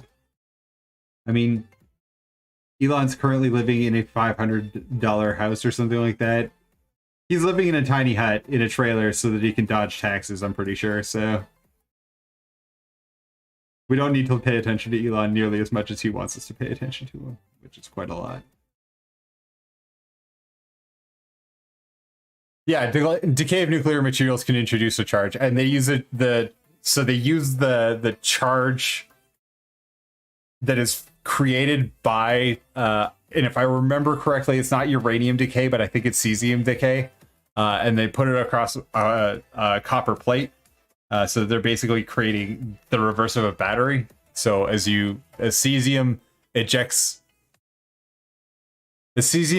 proton or undergoes proton decay, you end up with the negative charge on the copper plate, which pulls or accelerates the xenon ions towards it, and you can get something ridiculous. Like, it is some ridiculously small amount of acceleration, but for the amount of fuel it costs, it's really, really efficient. because all you're doing is a little bit of nuclear decay, and you get to throw a bunch of really heavy gas atoms overboard.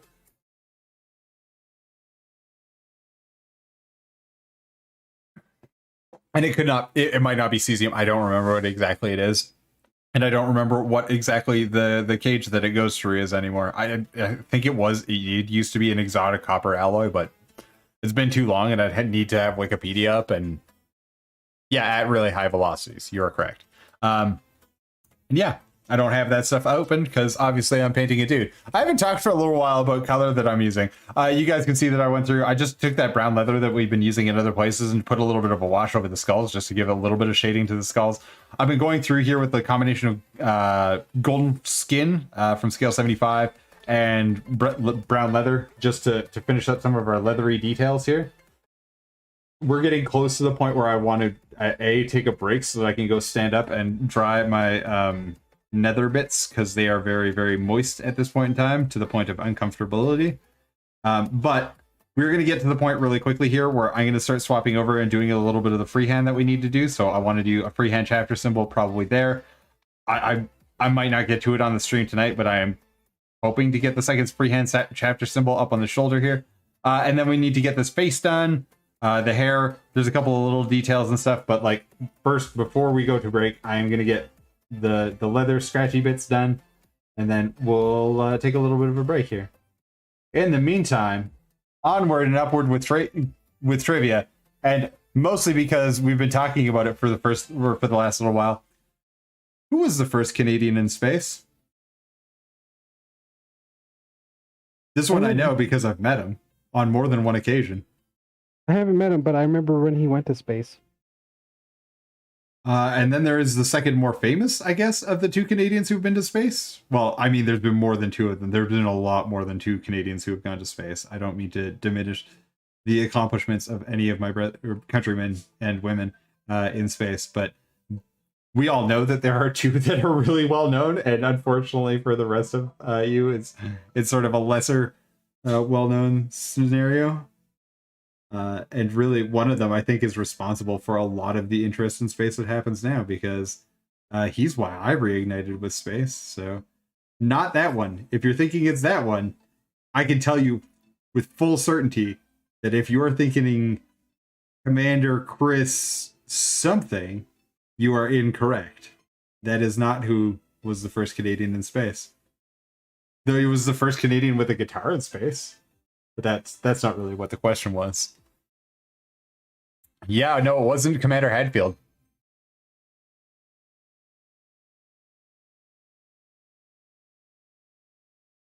Yeah, no problem. When they brought Mir down? 97, 98, and it wasn't so much brought down, it had reached its mission completion and a whole bunch of systems were failing, so they used the Soyuz capsule that was their escape pod to decommission it and fling it into the ocean, because that is also how ISS is going to be brought down in one large lump. And the problem with things that are big, we got really mad at the American press got really mad at the Chinese not that long ago for the Chinese having something fall out of orbit in an uncontrolled manner. China doesn't give a heck about how things fall out of orbit because it's unlikely to land on China, period. And even if it does, they don't care. Like, they do not care. They could not care if they had to. And B, we've had all sorts of crap fall out of the sky in an uncontrolled manner. And we should probably not cast stones on this one because some of it has hit other countries. I mean, Australia. So, like, does it really count if it hits Australia? I don't know. But, like, parts of Skyland fell on Australia. Parts of Colombia fell on... Oh, that feels awful to say. I'm going to stop that sentence right now. But, you know, we're not all great at making sure that things fall out of the sky in the places we want them to every time. Guess what I'm trying to get at there? Now I've made myself sad. This might brighten your day. It does start with a G, Mitch. You are correct. Okay, brighten my day, Adam. Concept for a live-action Disney movie. Ooh. Live-action Hercules with Tom Hiddleston as Hades and Chris Hemsworth as Zeus. See, I don't know. Like, yes, the concept of a live-action Hercules, as long as it's more based off of the Disney movies and less based off of actually like the trials of Heracles. I'm good with it. That sounds like fun. I still want it to be, what's his name? Well, Hades from the movies. He's still kicking around. James Woods. James Woods, yeah, he is not okay right now. I know he is not okay right now, but like, I want Hades to be my sassy gay friend who's got good relationship advice at the wrong times. That's what he is in the movie. He is Mega's sassy gay friend. Yeah, completely. And everybody could do with a bitchy gay friend like Hades. I mean, I love Hades in that movie. He's one of my favorite characters in. Don't get me wrong. I think that Hemsworth and Tom Hiddleston could do an excellent job. I want it to be the thing I already love. Why can't it just be that? I mean, I know there's obvious reasons. I don't want James Woods to be exposed to like anyone right now. But James Woods is highly problematic. yeah, he is. Like more problematic than Tim Allen, and that's saying a lot. More problematic than Kevin Sorbo? Because if we're going to talk about Hercules that are not doing very well at being Hercules right now, Kevin Sorbo might be up that list. What's Kevin Sorbo doing? I don't follow. Kevin Sorbo is going off the QAnon deep end. He is more QAnon than MTG, Martin Taylor Green. He is fist deep in the conspiracies, man. The fist that he is going deep with is not. It's going. He's basically become a talking puppet for him. And Xena got in a Twitter war at one point in time. Lucy Lawless and him got in a like Twitter fight about how he was being a weirdo conspiracy nut. Yep. I mean, I don't know much about Lucy Lawless, but I mean that sounds fair. What, that Kevin Sorbo was being a weird QAnon? No, that she called him on it. Oh yeah, no, she was very adamant. She was like, dude, like, be better. I mean, it wasn't even like so much of a fight as like she was making fun of him because everybody started making fun of him because he was being all QAnon-y. If you or your friends are suffering from believing in any of the crap that came out of QAnon and suddenly find yourself having to face a reality where the storm never came, just accept that people are wrong.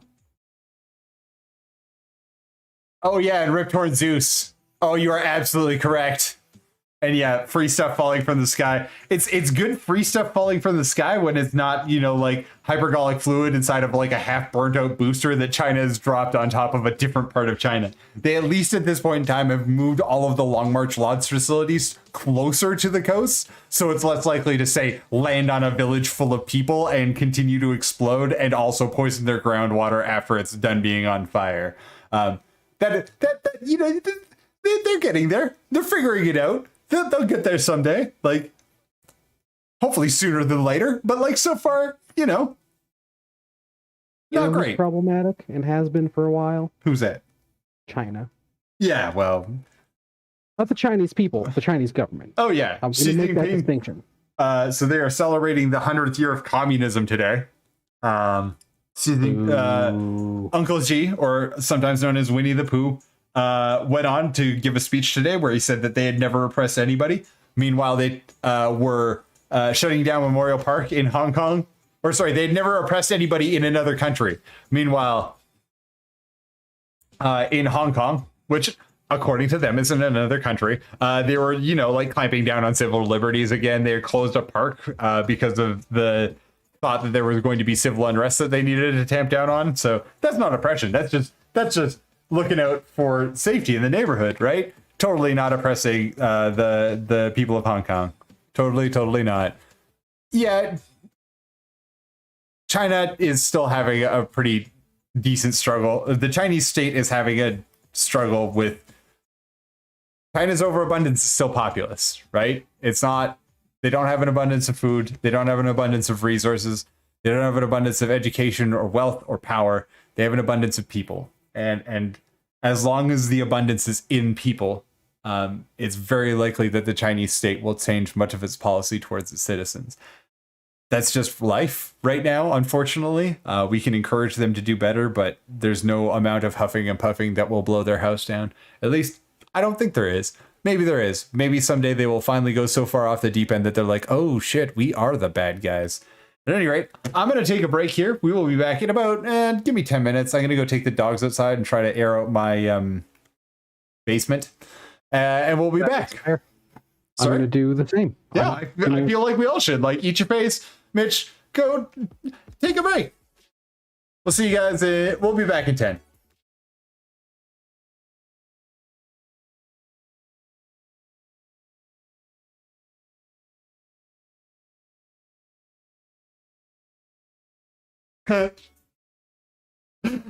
Sorry, I just thought that my stream bot is dying. I'll reset her when I get back. That's funny.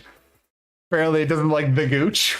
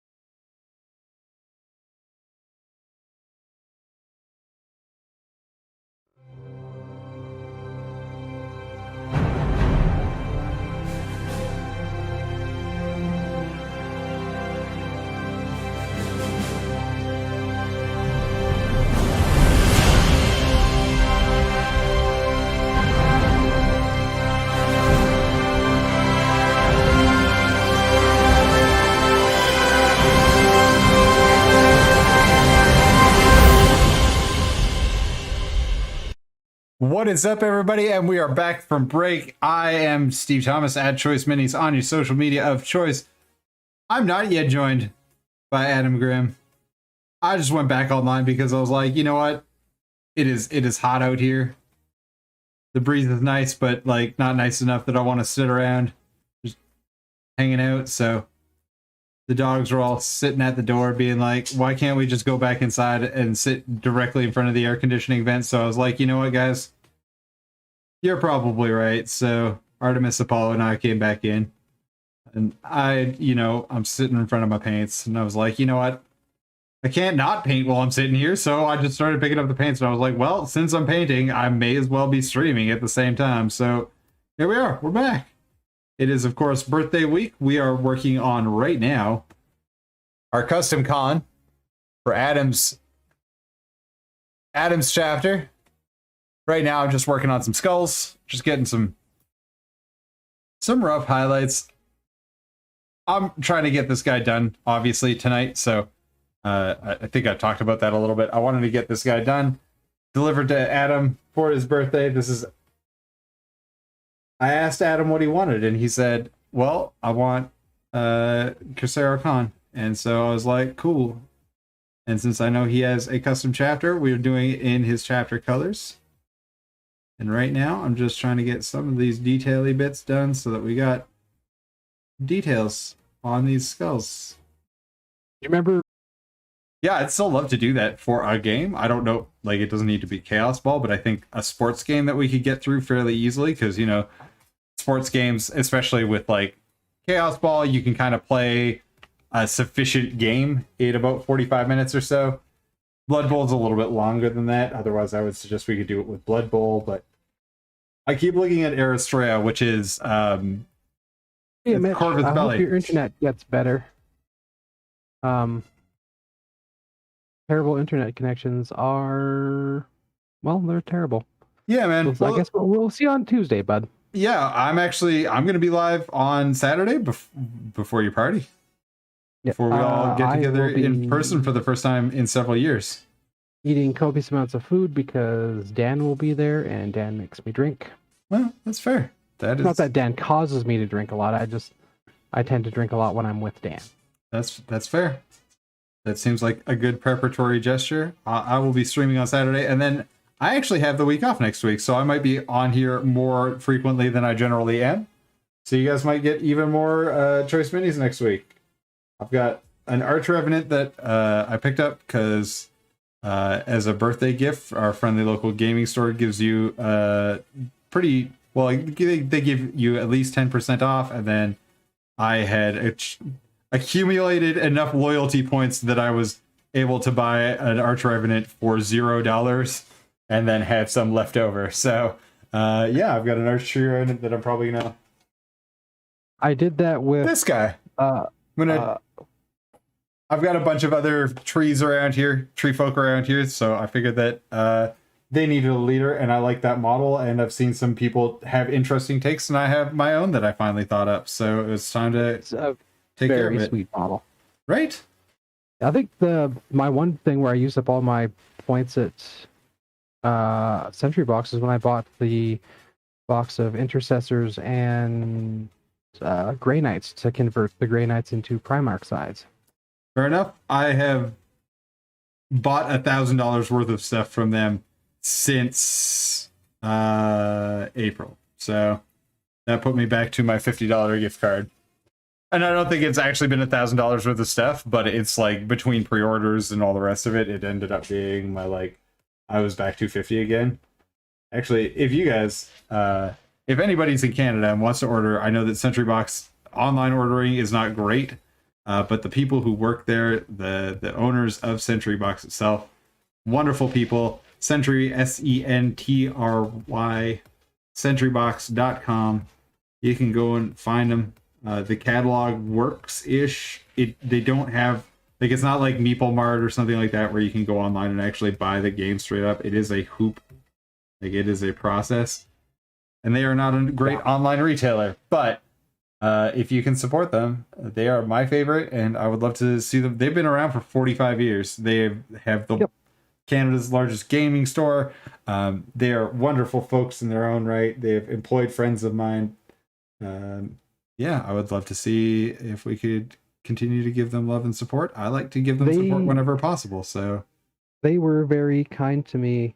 The first time I went into there, and I got a little lifted on the old wacky tobacco, a perfectly legal substance in Canada. Wasn't it legal at the time, though?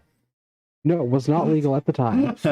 I'm not trying to shame you. I'm just saying.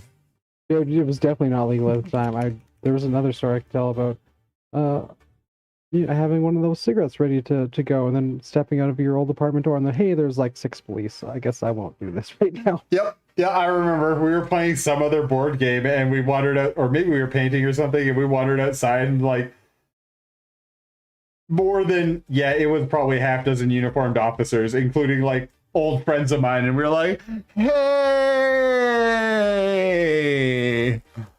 Yeah. Meanwhile, I'm like, I'm just gonna stand with my right side facing all of the police because that left-handed cigarette was tucked into my left ear. But anyway, back to Sentry Box. Yeah. I was really high. I was very high, very obviously high, and I was very, very overwhelmed. Like, I was in nerd heaven. I had the most not weird boner. Definitely not a weird boner, but yeah. But they one of the staff there clearly was also a partaker and recognized my plight and was like, first time, and I was like, well, for in here, yes. Let me guide your journey, young one. Yeah. And he's like, what are you into? I was like, oh, I like 40K. I'm really into like sci-fi novels and stuff, and like I was like, I like as much as I don't historic war game. I like they always seem to have really, really nice minis. Even Flames of War stuff being that 15 mil scale is still really nice. And he's like, oh boy, or did you come to the right place? And that was also when like the smelly magic kids were still like in the bottom corner before they smelled so bad they had to give them like their own separate section with private entrance because magic kids are smelly. Hang on 1 second, Adam. We're gonna come back to your story. Eat your face. What did it trip on? Was it Gooch? It tripped on Gooch. All right. Well, I'll remove it from the list. I can't do it while we're live because the bot is active while we're live, and I'd have to take it offline.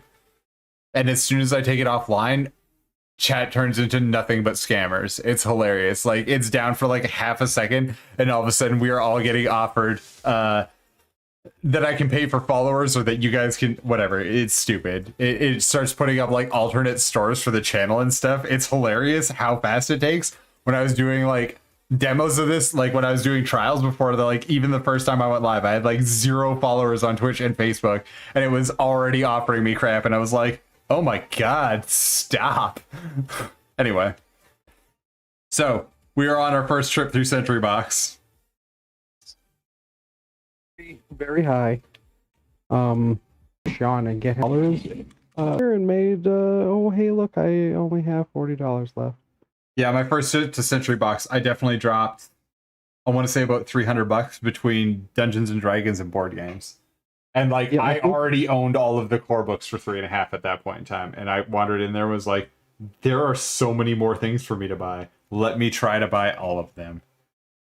I think that was when I bought the day I bought my player's handbook. I also bought, I bought a Space Wolf Battle Force box as well.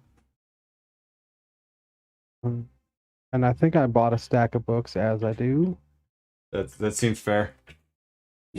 I normally, and that's the one thing that I've never bought books from them, like sci-fi fantasy books, even though they're like selection of sci-fi fantasy books, like the size of like, you know, back in the day when they used to have the small Barnes and Nobles. I guess, well, Mitch isn't online, so he would, but eat your face, you'd probably know this. Like, there was always the smaller Barnes and Nobles that you could go into, or for us in Canada, it used to be like Kohl's, like that size of store.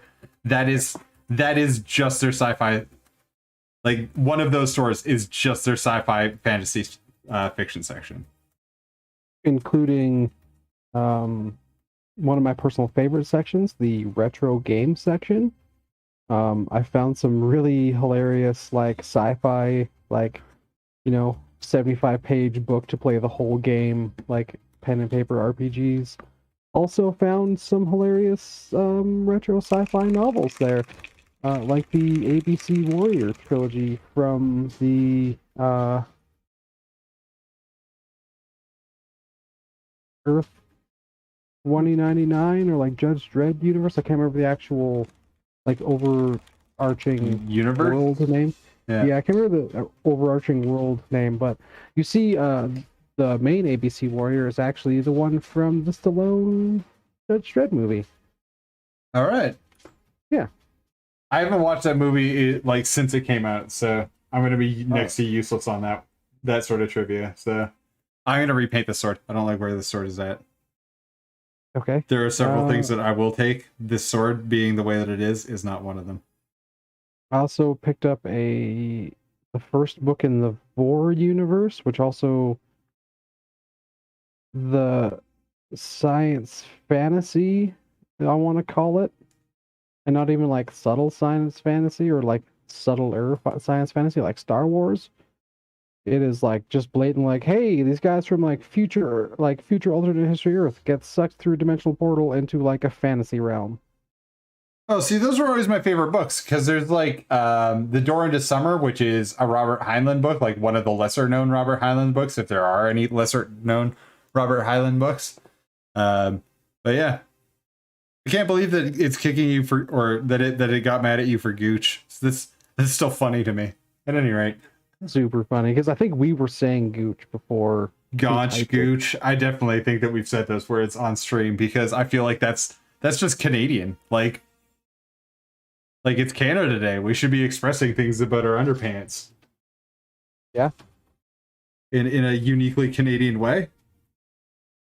I didn't realize that was uniquely Canadian until like the first time that I lived abroad for a significant period of time. And then I was like, oh, nobody has any idea what Gaunch is? Gitch. Gitch, Gaunch, Gooch. All of it's... Bunny. If you're from Saskatchewan, a bunny hug. Well, a bunny hug is not your underpants. A bunny hug is your hoodie. This is true. Kind of like how people in the States call it a hoodie or a beanie. Sorry, a beanie. There's a toque. I've never once worn a beanie. I've worn tons of toques. Yeah, I have no idea, man. Like, I'll go in and see where that is set in the parameters for it. I think I'm on moderate language restrictions right now because it is supposed, like, I've got it under YouTube's family friendly settings, so I can get punted if we swear too much, but like, well, it's not that it gets punted, it just gets sorted lower in the algorithm. Let's be serious. YouTube has never taken anything off of YouTube. Hell, if we started expounding more and more on the virtues of QAnon, I'm sure we could get it to roll higher, because, let's start making up our own conspiracy theories instead. Better conspiracy theories. Theories are a conspiracy theory. Just to distract you from the man. The man's coming for you, man. Yep. Listen, I cannot, one way or another, say for certain whether or not Donald Trump will be reinstated in August as the president of the United States, but I'm willing to take a pretty sizable bet on the side of not going to happen. Sorry, you don't get to enjoy democracy anymore. You can come and have some of ours if you'd like, but like, don't take it by force. We'll loan you some until you guys can get back on your feet and then find your own. It's not like it's better democracy. It's just a different kind of bad. Oh yeah, no, my vote is worth a quarter of what somebody in Newfoundland's is worth in a federal election, and my vote is worth exactly 1/16 of what my parents' is in a provincial election. So parents live in the middle of rural nowhere, and they get to elect more people, which is how we end up with a deeply conservative government all the time. Yeah, very true. Put it this way, my faith in the Canadian government and our democratic system is so low that I voted for a golden retriever. I tried to vote for the Rhino Party, mostly because their entire platform was vote for the Rhino Party.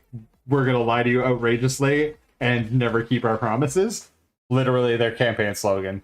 I was like, well, if as long as they're going to lie to me, they promised to put a Tim Hortons once every other block, which I really see how they could do, being a provincial party and having no ability to either enact the zoning restrictions for that or some sort of set of rules that could force a privately owned company to install a location once every other block. But those are the kind of blatant lies that I want to vote for.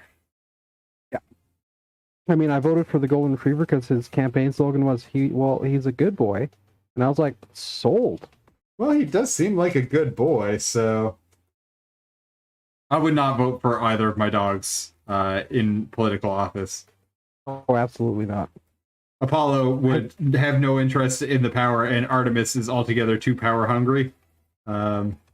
She would fight everyone. We would immediately be at war with every other country on Earth, so it's probably best that she doesn't hold any sort of political office. I mean, she's a good girl, but she is a fighty dog. Yeah. If Rocket won political office, every day would be a holiday, and that holiday would be play. Play with Rocket holiday? Play with Rocket, the national holiday? Yeah, it would be you throw the stick, I might bring the stick back, but I'm probably going to chew it in half before I get back to you. That's fair. Seems like a good holiday. I would not vote for my dog. He is an altogether very handsome dog, and he is pretty smart, but he is such a doofus. Oh, both of my dogs are smart. It's just that one of them uses their smarts to, like, try and outwit me. Not going to happen, Artemis. And the other one of my dogs just uses his intelligence to get away with being even lazier. Apollo has mastered the art of, like, tilt my head to the side and sit down so that I don't have to do whatever it is that Dad's asking me. I'm just going to pretend I don't understand and hope that he goes away. And to be fair to him, sometimes I give in. Sometimes I'm just like, you know what, it's not worth the fight. And he's like, huzzah, smartest dog. And I'm like, yeah, I guess. Like, yes, you technically won. And then he dances around because, you know, technically correct is the very best kind. Rocket has never won a fight against me in any fashion. When I just get that mad at him, I just pick him up and hold him by his armpits, and he's like, well, that's not where I wanted this to go. You can put me down anytime now. And then I'll walk him around and just kind of scold him and be like, you gotta listen, dude. And then I put him down. He looks all sheepish. And I'm like, are you gonna listen? He's like, maybe. Maybe for a second or two while I bring myself together to try for another chance. He was pretty good at, like, once we tell him no, like on the third time, he's like, all right, I guess that's not for me then. Oh, you're absolutely correct, Mitch. Birds are not real. So I'm glad that we can all agree with that. They are government drones. Yes. Not even like spy drones, just drones. Just drones. Just for fun. Like, they employ literally hundreds of thousands of people to fly the birds around and do what they assume would be bird-like things. Not for any particular goal other than to just have birds. Yeah, they're like, hey, Stanley Kubrick made that horror movie once. We can capitalize on this. And then after, you know, so many odd years, like, oh, no one remembers that movie. Well, we put all this money into bird drones, so I guess we should just keep going? Yeah, okay, sounds good. Continue the bird program. Why? I at this point, I don't know, but I'm too afraid to ask.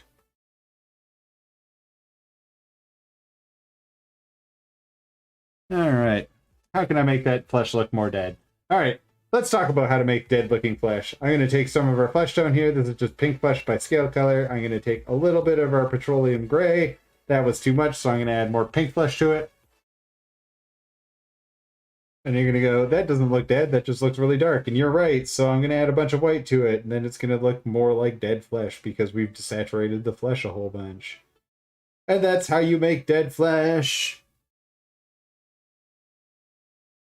And now I'm just going to paint it all over this guy's face. And then I'm going to add a little bit of purple into some of the recesses so that it looks even more dead. Continue. Oh, that's fine. We should keep going with our trivia, with our Canada Day trivia in honor of Canada. Let's see what I've got next. All right, let's find the next question on the list. Oh, we didn't answer. It was Mark Garno, by the way. You were very, very close. I believe that was Mitch who got to somebody's name with G, But yes, it was Marc Garneau. Adam, you probably will know this one, but this one's a little bit esoteric. Who was the first black male Canadian to win an Olympic gold medal? First black male Canadian to win a gold medal. I actually do remember this because being from a small town and in Canada, like kind of like small towns in the States, where they're football towns, in Canada it is hockey towns. Yes, they are. I grew up in one of those. So when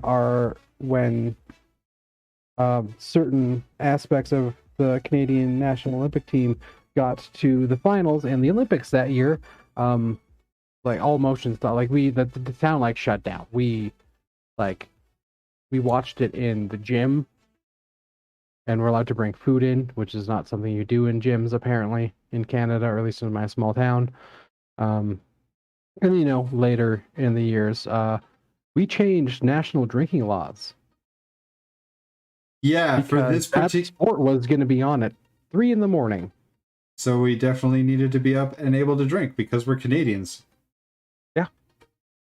But I mean, I was awake at that hour, but that's because I was doing overnight snow removal. So I didn't actually watch. For this particular win, it was in prime time on a Sunday, if I remember correctly. Yeah, it was Sunday. Because I was at work. This was the Colorado year, was it not? No, this was Vancouver. Oh yeah, he wasn't on that team when they played in Colorado. Utah, but yes. Utah, yeah. That was when we started our fun. We didn't win gold. We didn't win gold in Utah. We didn't? I thought we did. I thought both nope. Men's and women's team won gold that year. That was in Vancouver. That was Vancouver? Yep.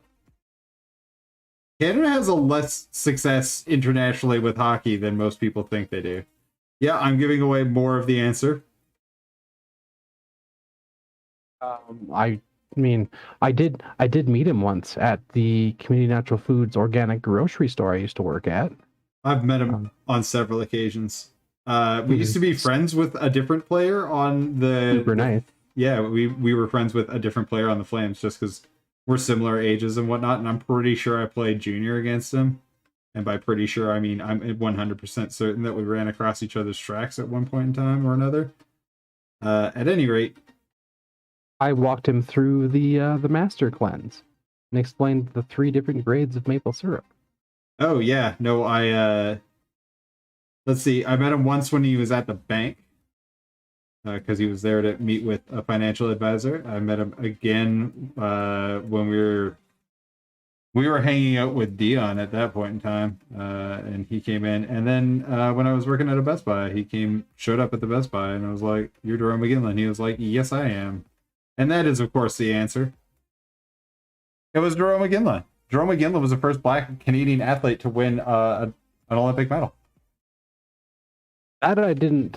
That's actually surprised me, but I do remember watching that game. Yeah, he's also. Was Utah the year? I know it didn't happen in Utah, but was Utah the year where they actually allowed professional hockey players to play on their country's? Yes, and that year the Czech Republic won that year under the extreme care of one exceptionally coked out Dominik Hasek. Dominik Hasek was playing absolutely out of his mind. Canada lost to them in the semis, and then they beat the Russians in the finals. And it was unbelievable to watch Dominik Hasek play. He was absolutely out of his mind. They also had Jaromir Jagr on that team back when Jaromir Jagr was absolutely the greatest player going. So he was in his late 30s and scoring 50 goals a season when everybody else was scoring max 30. So and half his age. Oh yeah, for sure. So it was just one of those things that we got a little bit of ahead there. Sorry, I'm sort of bouncing back and forth between things. Again, to just shade this up a little bit, I'm going to take a bunch of that, or a little bit of that petroleum gray, because it's a nice kind of purpley gray, adding a tiny amount of flesh tone into it. And I'm just going to fill the eye sockets with it, and probably the mouth cavity. And I'll probably have to do that in a couple of layers, and then just up underneath the chin bone. I'm not going to do a huge amount of work on this face, as it is just a dead fleshy face that this guy's got. If I want to bring a little bit of life to places, I can also put this sort of dusky color with a little bit of red in it. Just put it into the cheeks, like up onto the cheekbone itself. But we're going to keep coming back to this petroleum gray and pink flesh combo, and using that just into the eyelid or into the eyes, really sort of knocking them way back. If I want to get this even more dead looking, I can add in, I've got a tiny amount. You guys can see it here. This is actually Adriatic blue. I can add a little bit of that Adriatic blue into that color. Just, again, bringing a slightly colder tone to it. And again, paint that into the eyes. Just make those eye sockets just absolutely dead looking. Again, same with the mouth. Same with the under area of the cheeks here and up into the ears. Just that dark, desaturated flesh color really does a lot for bringing some deeply dead colors into the model. Did I tell you that I gave up on the idea of giving the chapter master the double-headed glaive? Yeah, you did say that. I can't. Hockey Canada this time. Oh, that's cool, man. Did you see what Scott said in chat? My dad was at the game. Oh, cool. In Toronto, or sorry, in Vancouver. And I was playing a high school tournament during that, and everybody kept trying to find a TV within the rink. Yeah, because that was the Canada-US game, too. Yeah, that was the. I think was it not both the men's and women's? Yeah, both men's and women's gold were Canada versus US. Yep. Yes, yeah, they were. Yeah, my there was not a lot. I was in high school at the time, and there was not a lot of schoolwork that was done that day, because I think it was the women played in the morning and then the men played in the afternoon. I'm pretty sure it was a Sunday because I had to work a half day of work and was super pissed about it. And yes, women's has historically always been Canada-US. This is why it's no longer probably going to be in the Winter Olympics, because nobody else has really won a medal in it. Which is unfortunate. It should be in the Winter Olympics, but like I don't get to make that decision. Also, I'm excited that in Japan for the 2020 Olympics that are happening in 2021, we are definitely going to get skateboarding for the first time, and that makes me so excited. This is like... I am as excited for this as the first time there was like half-pipe snowboarding at the Olympics. I want more modern sports to be involved in the Olympic Games because I think it's super encouraging for like the best of our athletes right now to see themselves represented in the Olympics like that, and B, I haven't watched a skateboarding competition since I was like 14 and was watching the X Games, so like I want to see how crazy this stuff has gotten since then, and I can only imagine that it's going to be even weirder because it's an Olympic event. Yeah, like was it the Nagano Olympics that brought in was the first snowboarding one? Yeah, Ross Bribliati won bronze medal for Canada and then got it taken away, or won a gold medal for Canada and then got it taken away because he tested positive for THC, and everyone was like, "The hell? You can get banned for that?" Yeah, and then people like, it's a performance-enhancing drug. It's like, have you ever smoked weed? Because no, it's not. Which performance are you enhancing, sir? Like maybe like the laser light show performance that you're watching, or maybe like your performance at certain video games, or you know, who can eat these 6 large extra cheese, free cheese pizzas the fastest? Because yeah, I guess you can enhance in all of those ways, but like I've never once thought of listen, I've had a variety of jobs and I can think of none of them, including like creative jobs, that have been greatly enhanced to the point where they would need to take away my Olympic medal because of some THC working its way through me. All right, see you, eat your face.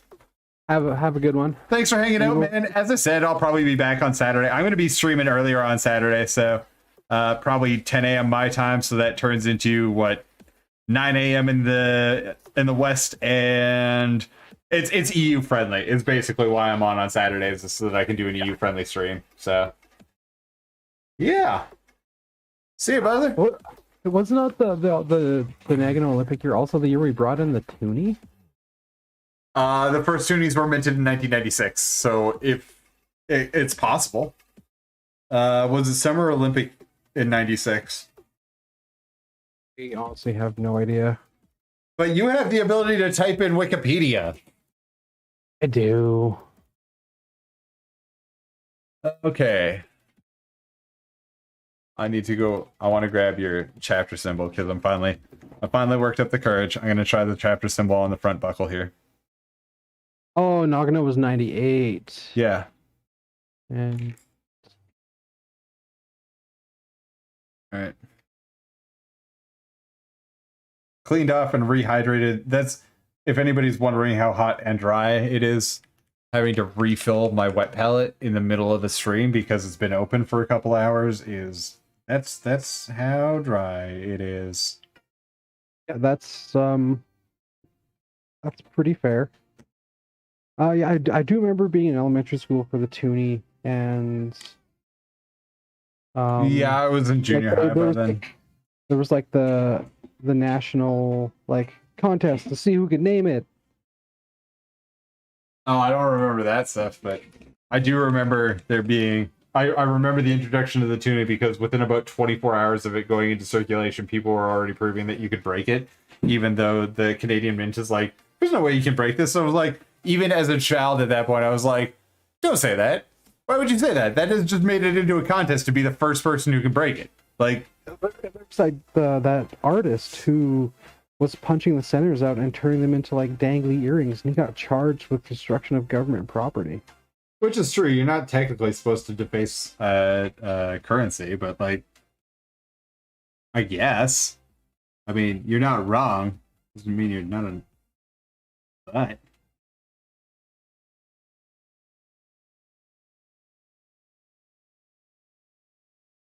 sorry, I'm not doing this on camera very well.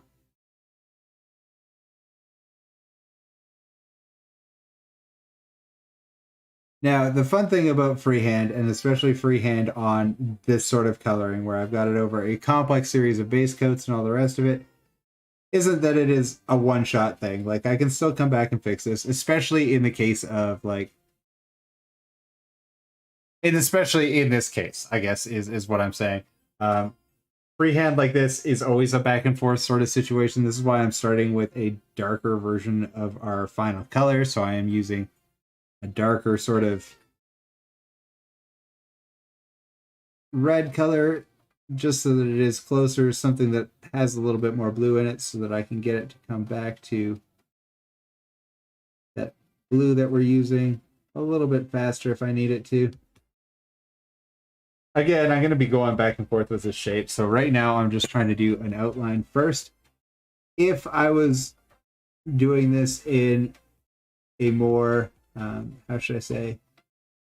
If I was being slightly more controlled about this, Adam, because I'm trying to get this done today, I'm not necessarily being as careful as I would otherwise be. But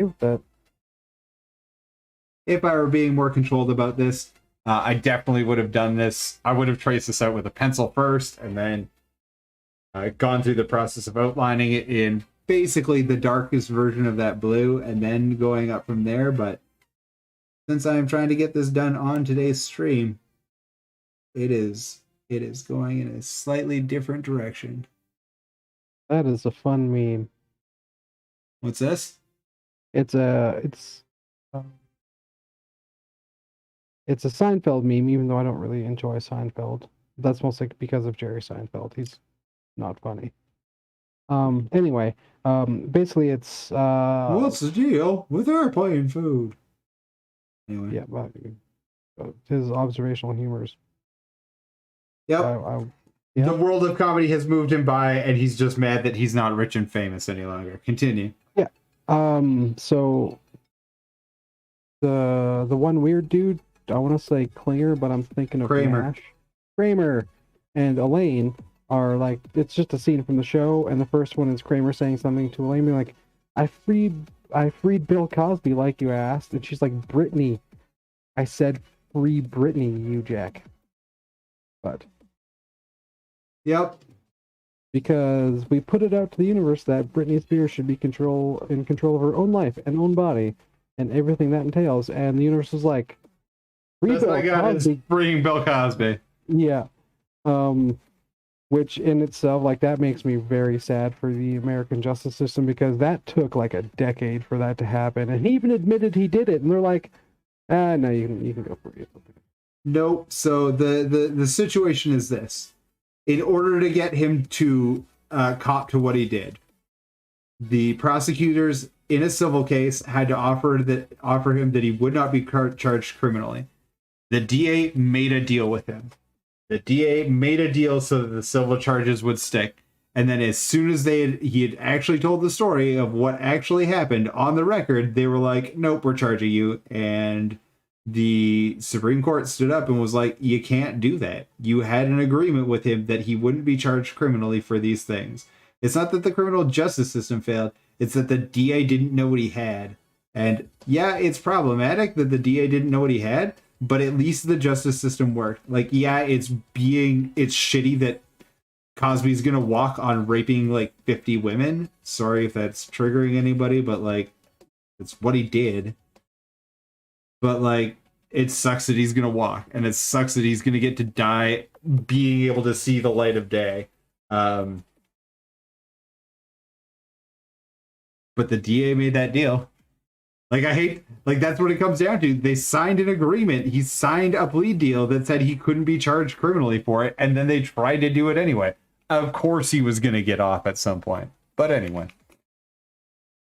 That's why I'm like, yeah, I know it sucks that they signed that deal, and that Bill Clinton is, or not Bill Clinton, well, Bill Clinton too. Bill Clinton is a monster in his own way. Letting an intern take the fall for him. Just shitty, man. Just super shitty. You were the most powerful man supposedly on Earth at that point in time, and you let an intern take the fall for you when you, yeah. Anyway, Monica Lewinsky deserved better from all of us. At any rate, yeah,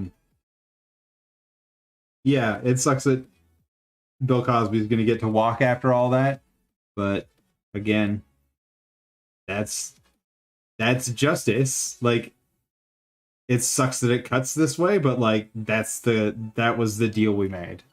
And by we, I mean a DA made. So like, yep, it sucks, but I still believe in justice, and justice doesn't change just because what the person did was shitty. Otherwise, it's not so much law as it is like socially acceptable retribution. And I don't like that either, because I say lots of things that are plenty unpopular with other people that would hope one day when if and when the bell tolls, I have the grace and protection of the justice system behind me. Again, shitty, really shitty. But did I lose you, Adam? Did you just sign out because we're no longer friends? Because that would be understandable at this point in time. No, I moved in my chair and I hit my mute button on the cord. That's fair. That is fair. I didn't realize until like Windows was like, "Hey, you're talking, but you might be muted," and I was like, "Oh, I am muted. Thanks, Windows." Every once in a while, Windows updates or Windows like notifications are very useful. Most of the time, I find them just vastly annoying. Like, hey, did you know that this YouTube video is happening that you might want to watch? And I'm like, yeah, I'm aware. I'm in the middle of working and you're on Do Not Disturb. How are you telling me this? And it's like, I don't know either. Are we friends? It's like, no, Windows, we are not friends.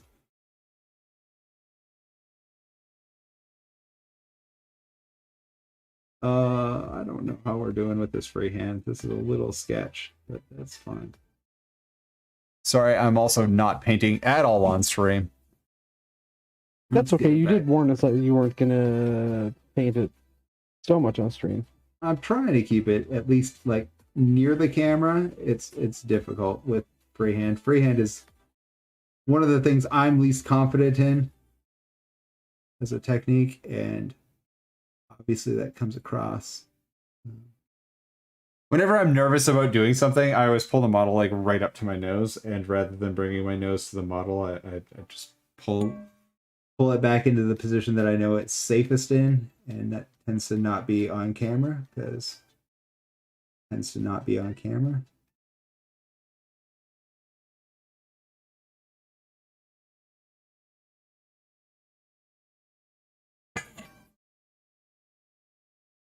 Hey, chance of thunder shower tomorrow. That'll be nice. When I went outside to run the dogs while we were on break, I saw a cloud, and I was like, I haven't seen one of you in days. How you doing, friends?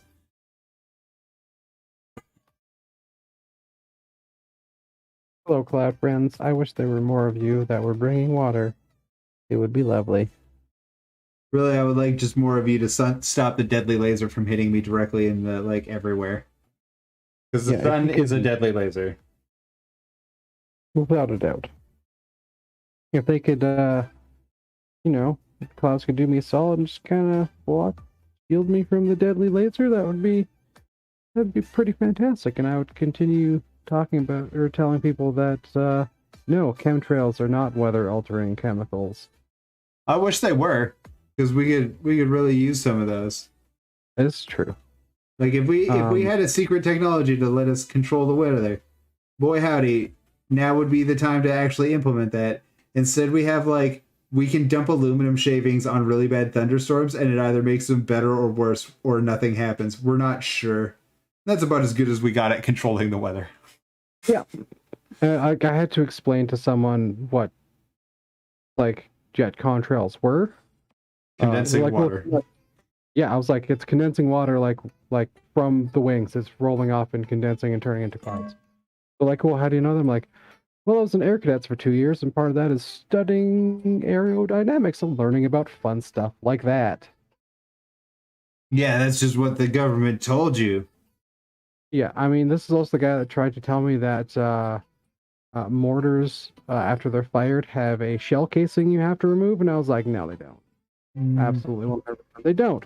The ones that did used to be like that were siege mortars and have not been fielded since the First World War because they're like 15 tons and virtually impractical to move. They were built in place. Huh. See, I would never have known that sort of thing because I think the largest caliber weapon I've ever fired was probably a 12 gauge shotgun. So, oh, that's not true. I've played with a 30-06. Yeah, that's fair. Did you know a nothing's better than a shotgun and a 50 caliber bullets share the same diameter? So, as the saying goes, if it fits, it sits. And one guy tried that. He shot a 50 round out of his single shot break action shotgun. Seems like something that would end up with not a shotgun and possibly not an arm. He was smart about it. He did definitely like set it up and was behind ballistic glass and everything like that. He was like 30 feet away when he shot it. He was like, he's like, I know this is going to go wrong. This round has way too much pressure for this gun. And people are like, oh, what if you used a better shotgun? He's like, I would, but I don't want to use a good shotgun for this because it's going to be the same result, just more expensive. Well, he's not wrong. Yeah. He's oddly enough, while the shotgun did basically explode, he still hit a target that the gun was pointing at. Neat. Yeah. Though he was like, I'm not sure if that was actually like the bullet itself or just like a piece of shrapnel.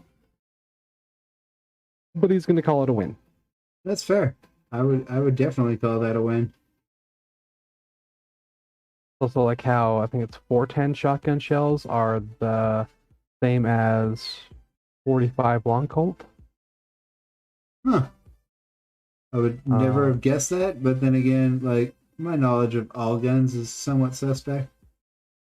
And if you can't use it to hunt gophers, I've probably not had much opportunity with it. And I guess it's another weird one. 38 Special is the same diameter as 357 Magnum. Yeah, I knew that. Mostly because I've played with the Detective Wheelie gun and the not Dirty Harry Magnum, but the 357 Magnum.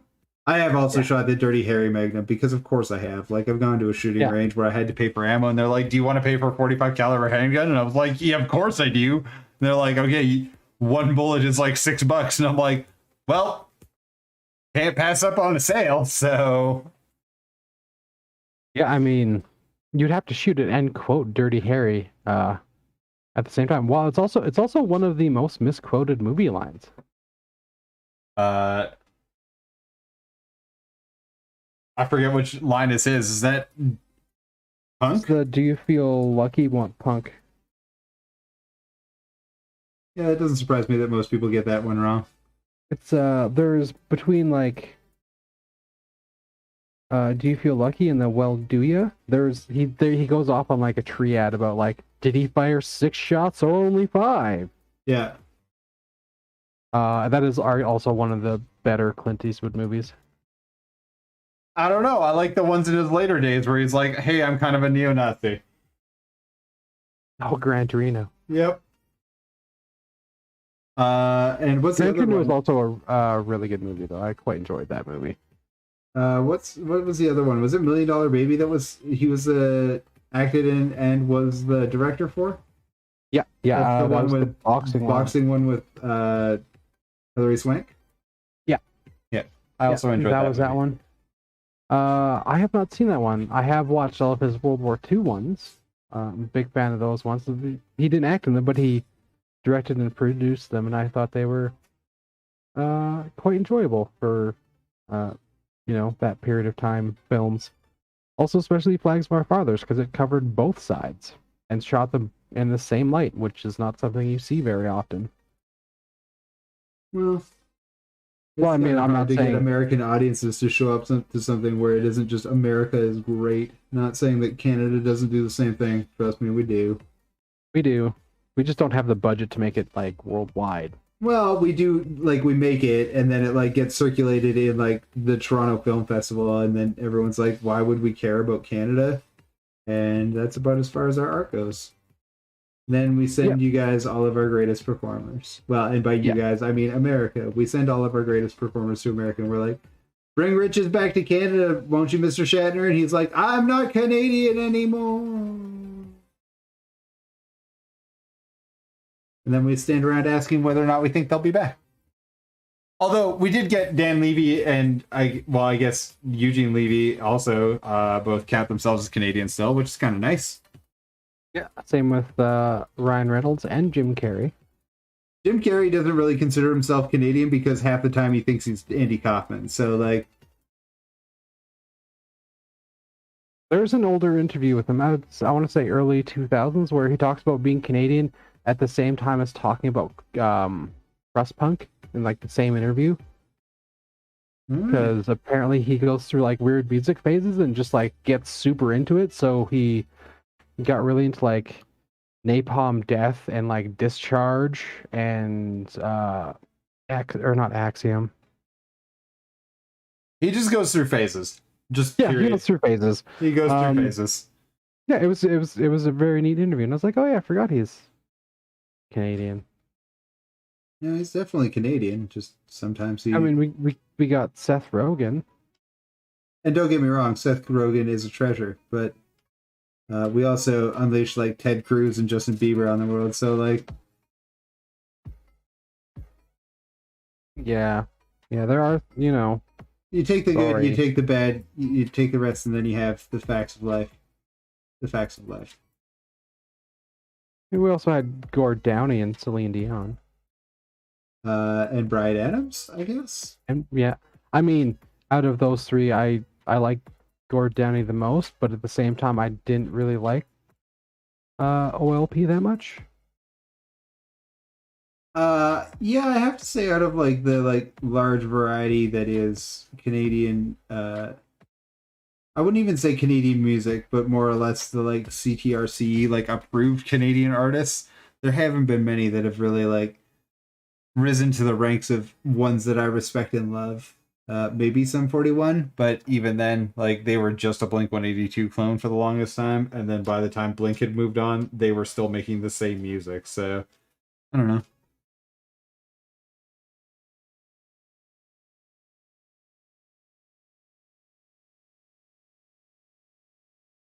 And yes, pop punk was my scene.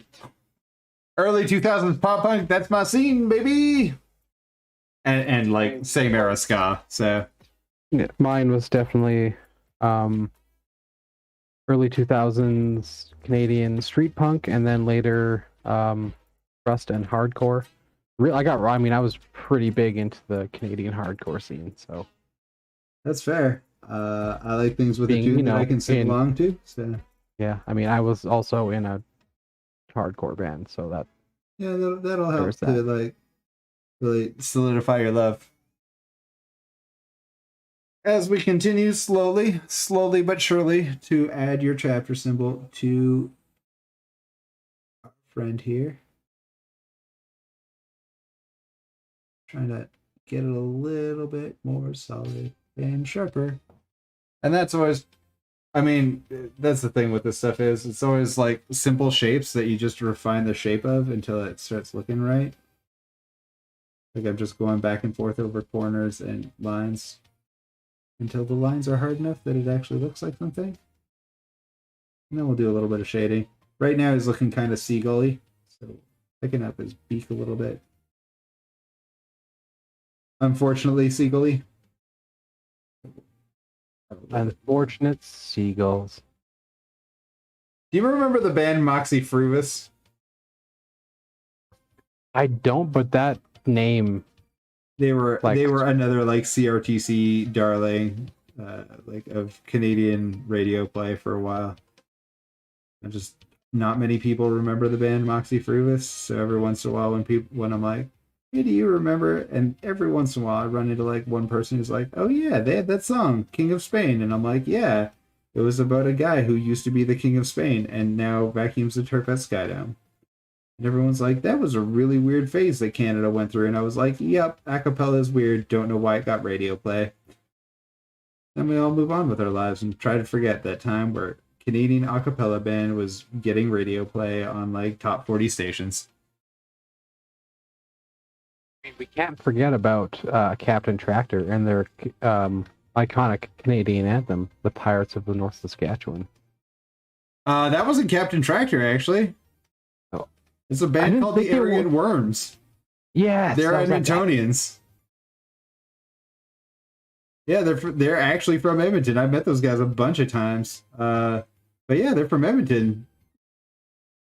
The Crash Test Dummies are Canadian too, I believe. Yep, as are the Bare Naked Ladies.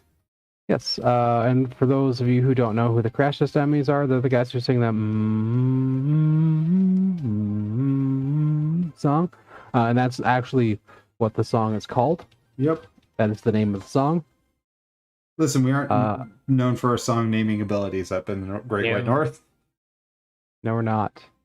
I do have more Canadian trivia if we want it, but I'm concentrating right now, so I'm not going to be great at. It is also 9, so I need to get thinking about bed as well. All right, well let's give a work in progress shot at very least. I've obviously got a little bit more work to do on this guy, but I'll plop his head into his head slot, and we'll call it a quits for tonight. So there we go. Let's get them in focus.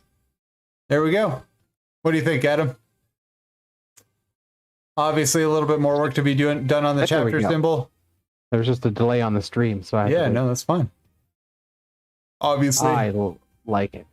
He's got a little bit more work to do. We'll give him a little bit more magical eyes. We got more chapter symbols to do on the standard, on his shoulder pad, but you guys can kind of see where we're going with this. Again, thank you guys so much for joining us tonight. Mitch, Eat Your Face, Scott, lovely to see all of you. We will be back on Saturday at 10 a.m. Mountain Time. That is 8 o'clock or 9 o'clock in the Pacific Time Zone, or 12 o'clock noon in Eastern Time. That is some other time, probably about 5 p.m., 6 p.m. in the Great British Isles. So we'll be back on Saturday. I'll be working either on this dude if I'm not done yet, or something else. Thank you so much. I am Steve Thomas at Choice Minis. Adam, where can people follow you on the internet? You can follow me on Instagram at beach_vacation_Mando and follow my Mando cosplay as I take my first steps into cosplay. And I got super ambitious and bought 2 armors.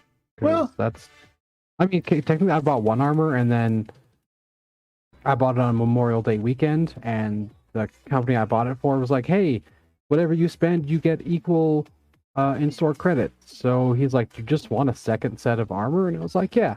So I picked a really rare Neo Crusader pattern of armor called the Remalok armor for Mandalorians. It's very neat. Cool. Yeah, that one I'm doing more for me and less for like accuracy. That one's just gonna be for fun. Check this out. I guess you haven't seen this yet. This is his base. Give him some grassland to be in. Nice.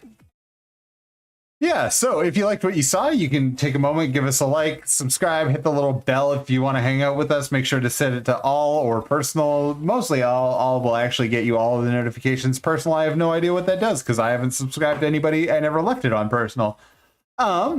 If you have suggestions for more models that we can feature or suggestions for segments or really just any sort of feedback at all, you can email choiceminis@gmail.com. You can support us by buying our merch, by donating for beer and coffee for Adam and I, or, you know, and honestly, the best way that you guys can help us out is just tell a friend. Let somebody else know that we're here hanging out and that you enjoy hearing Adam and I argue about nerdy things. Adam, buddy, I love you, man. Love you too, dude. We'll see you all on Saturday. We'll be working on some sort of project. I got plenty of them on the bench here. So we'll see you again. Do something about white supremacy, ACAB. I love you all. Get your vaccine.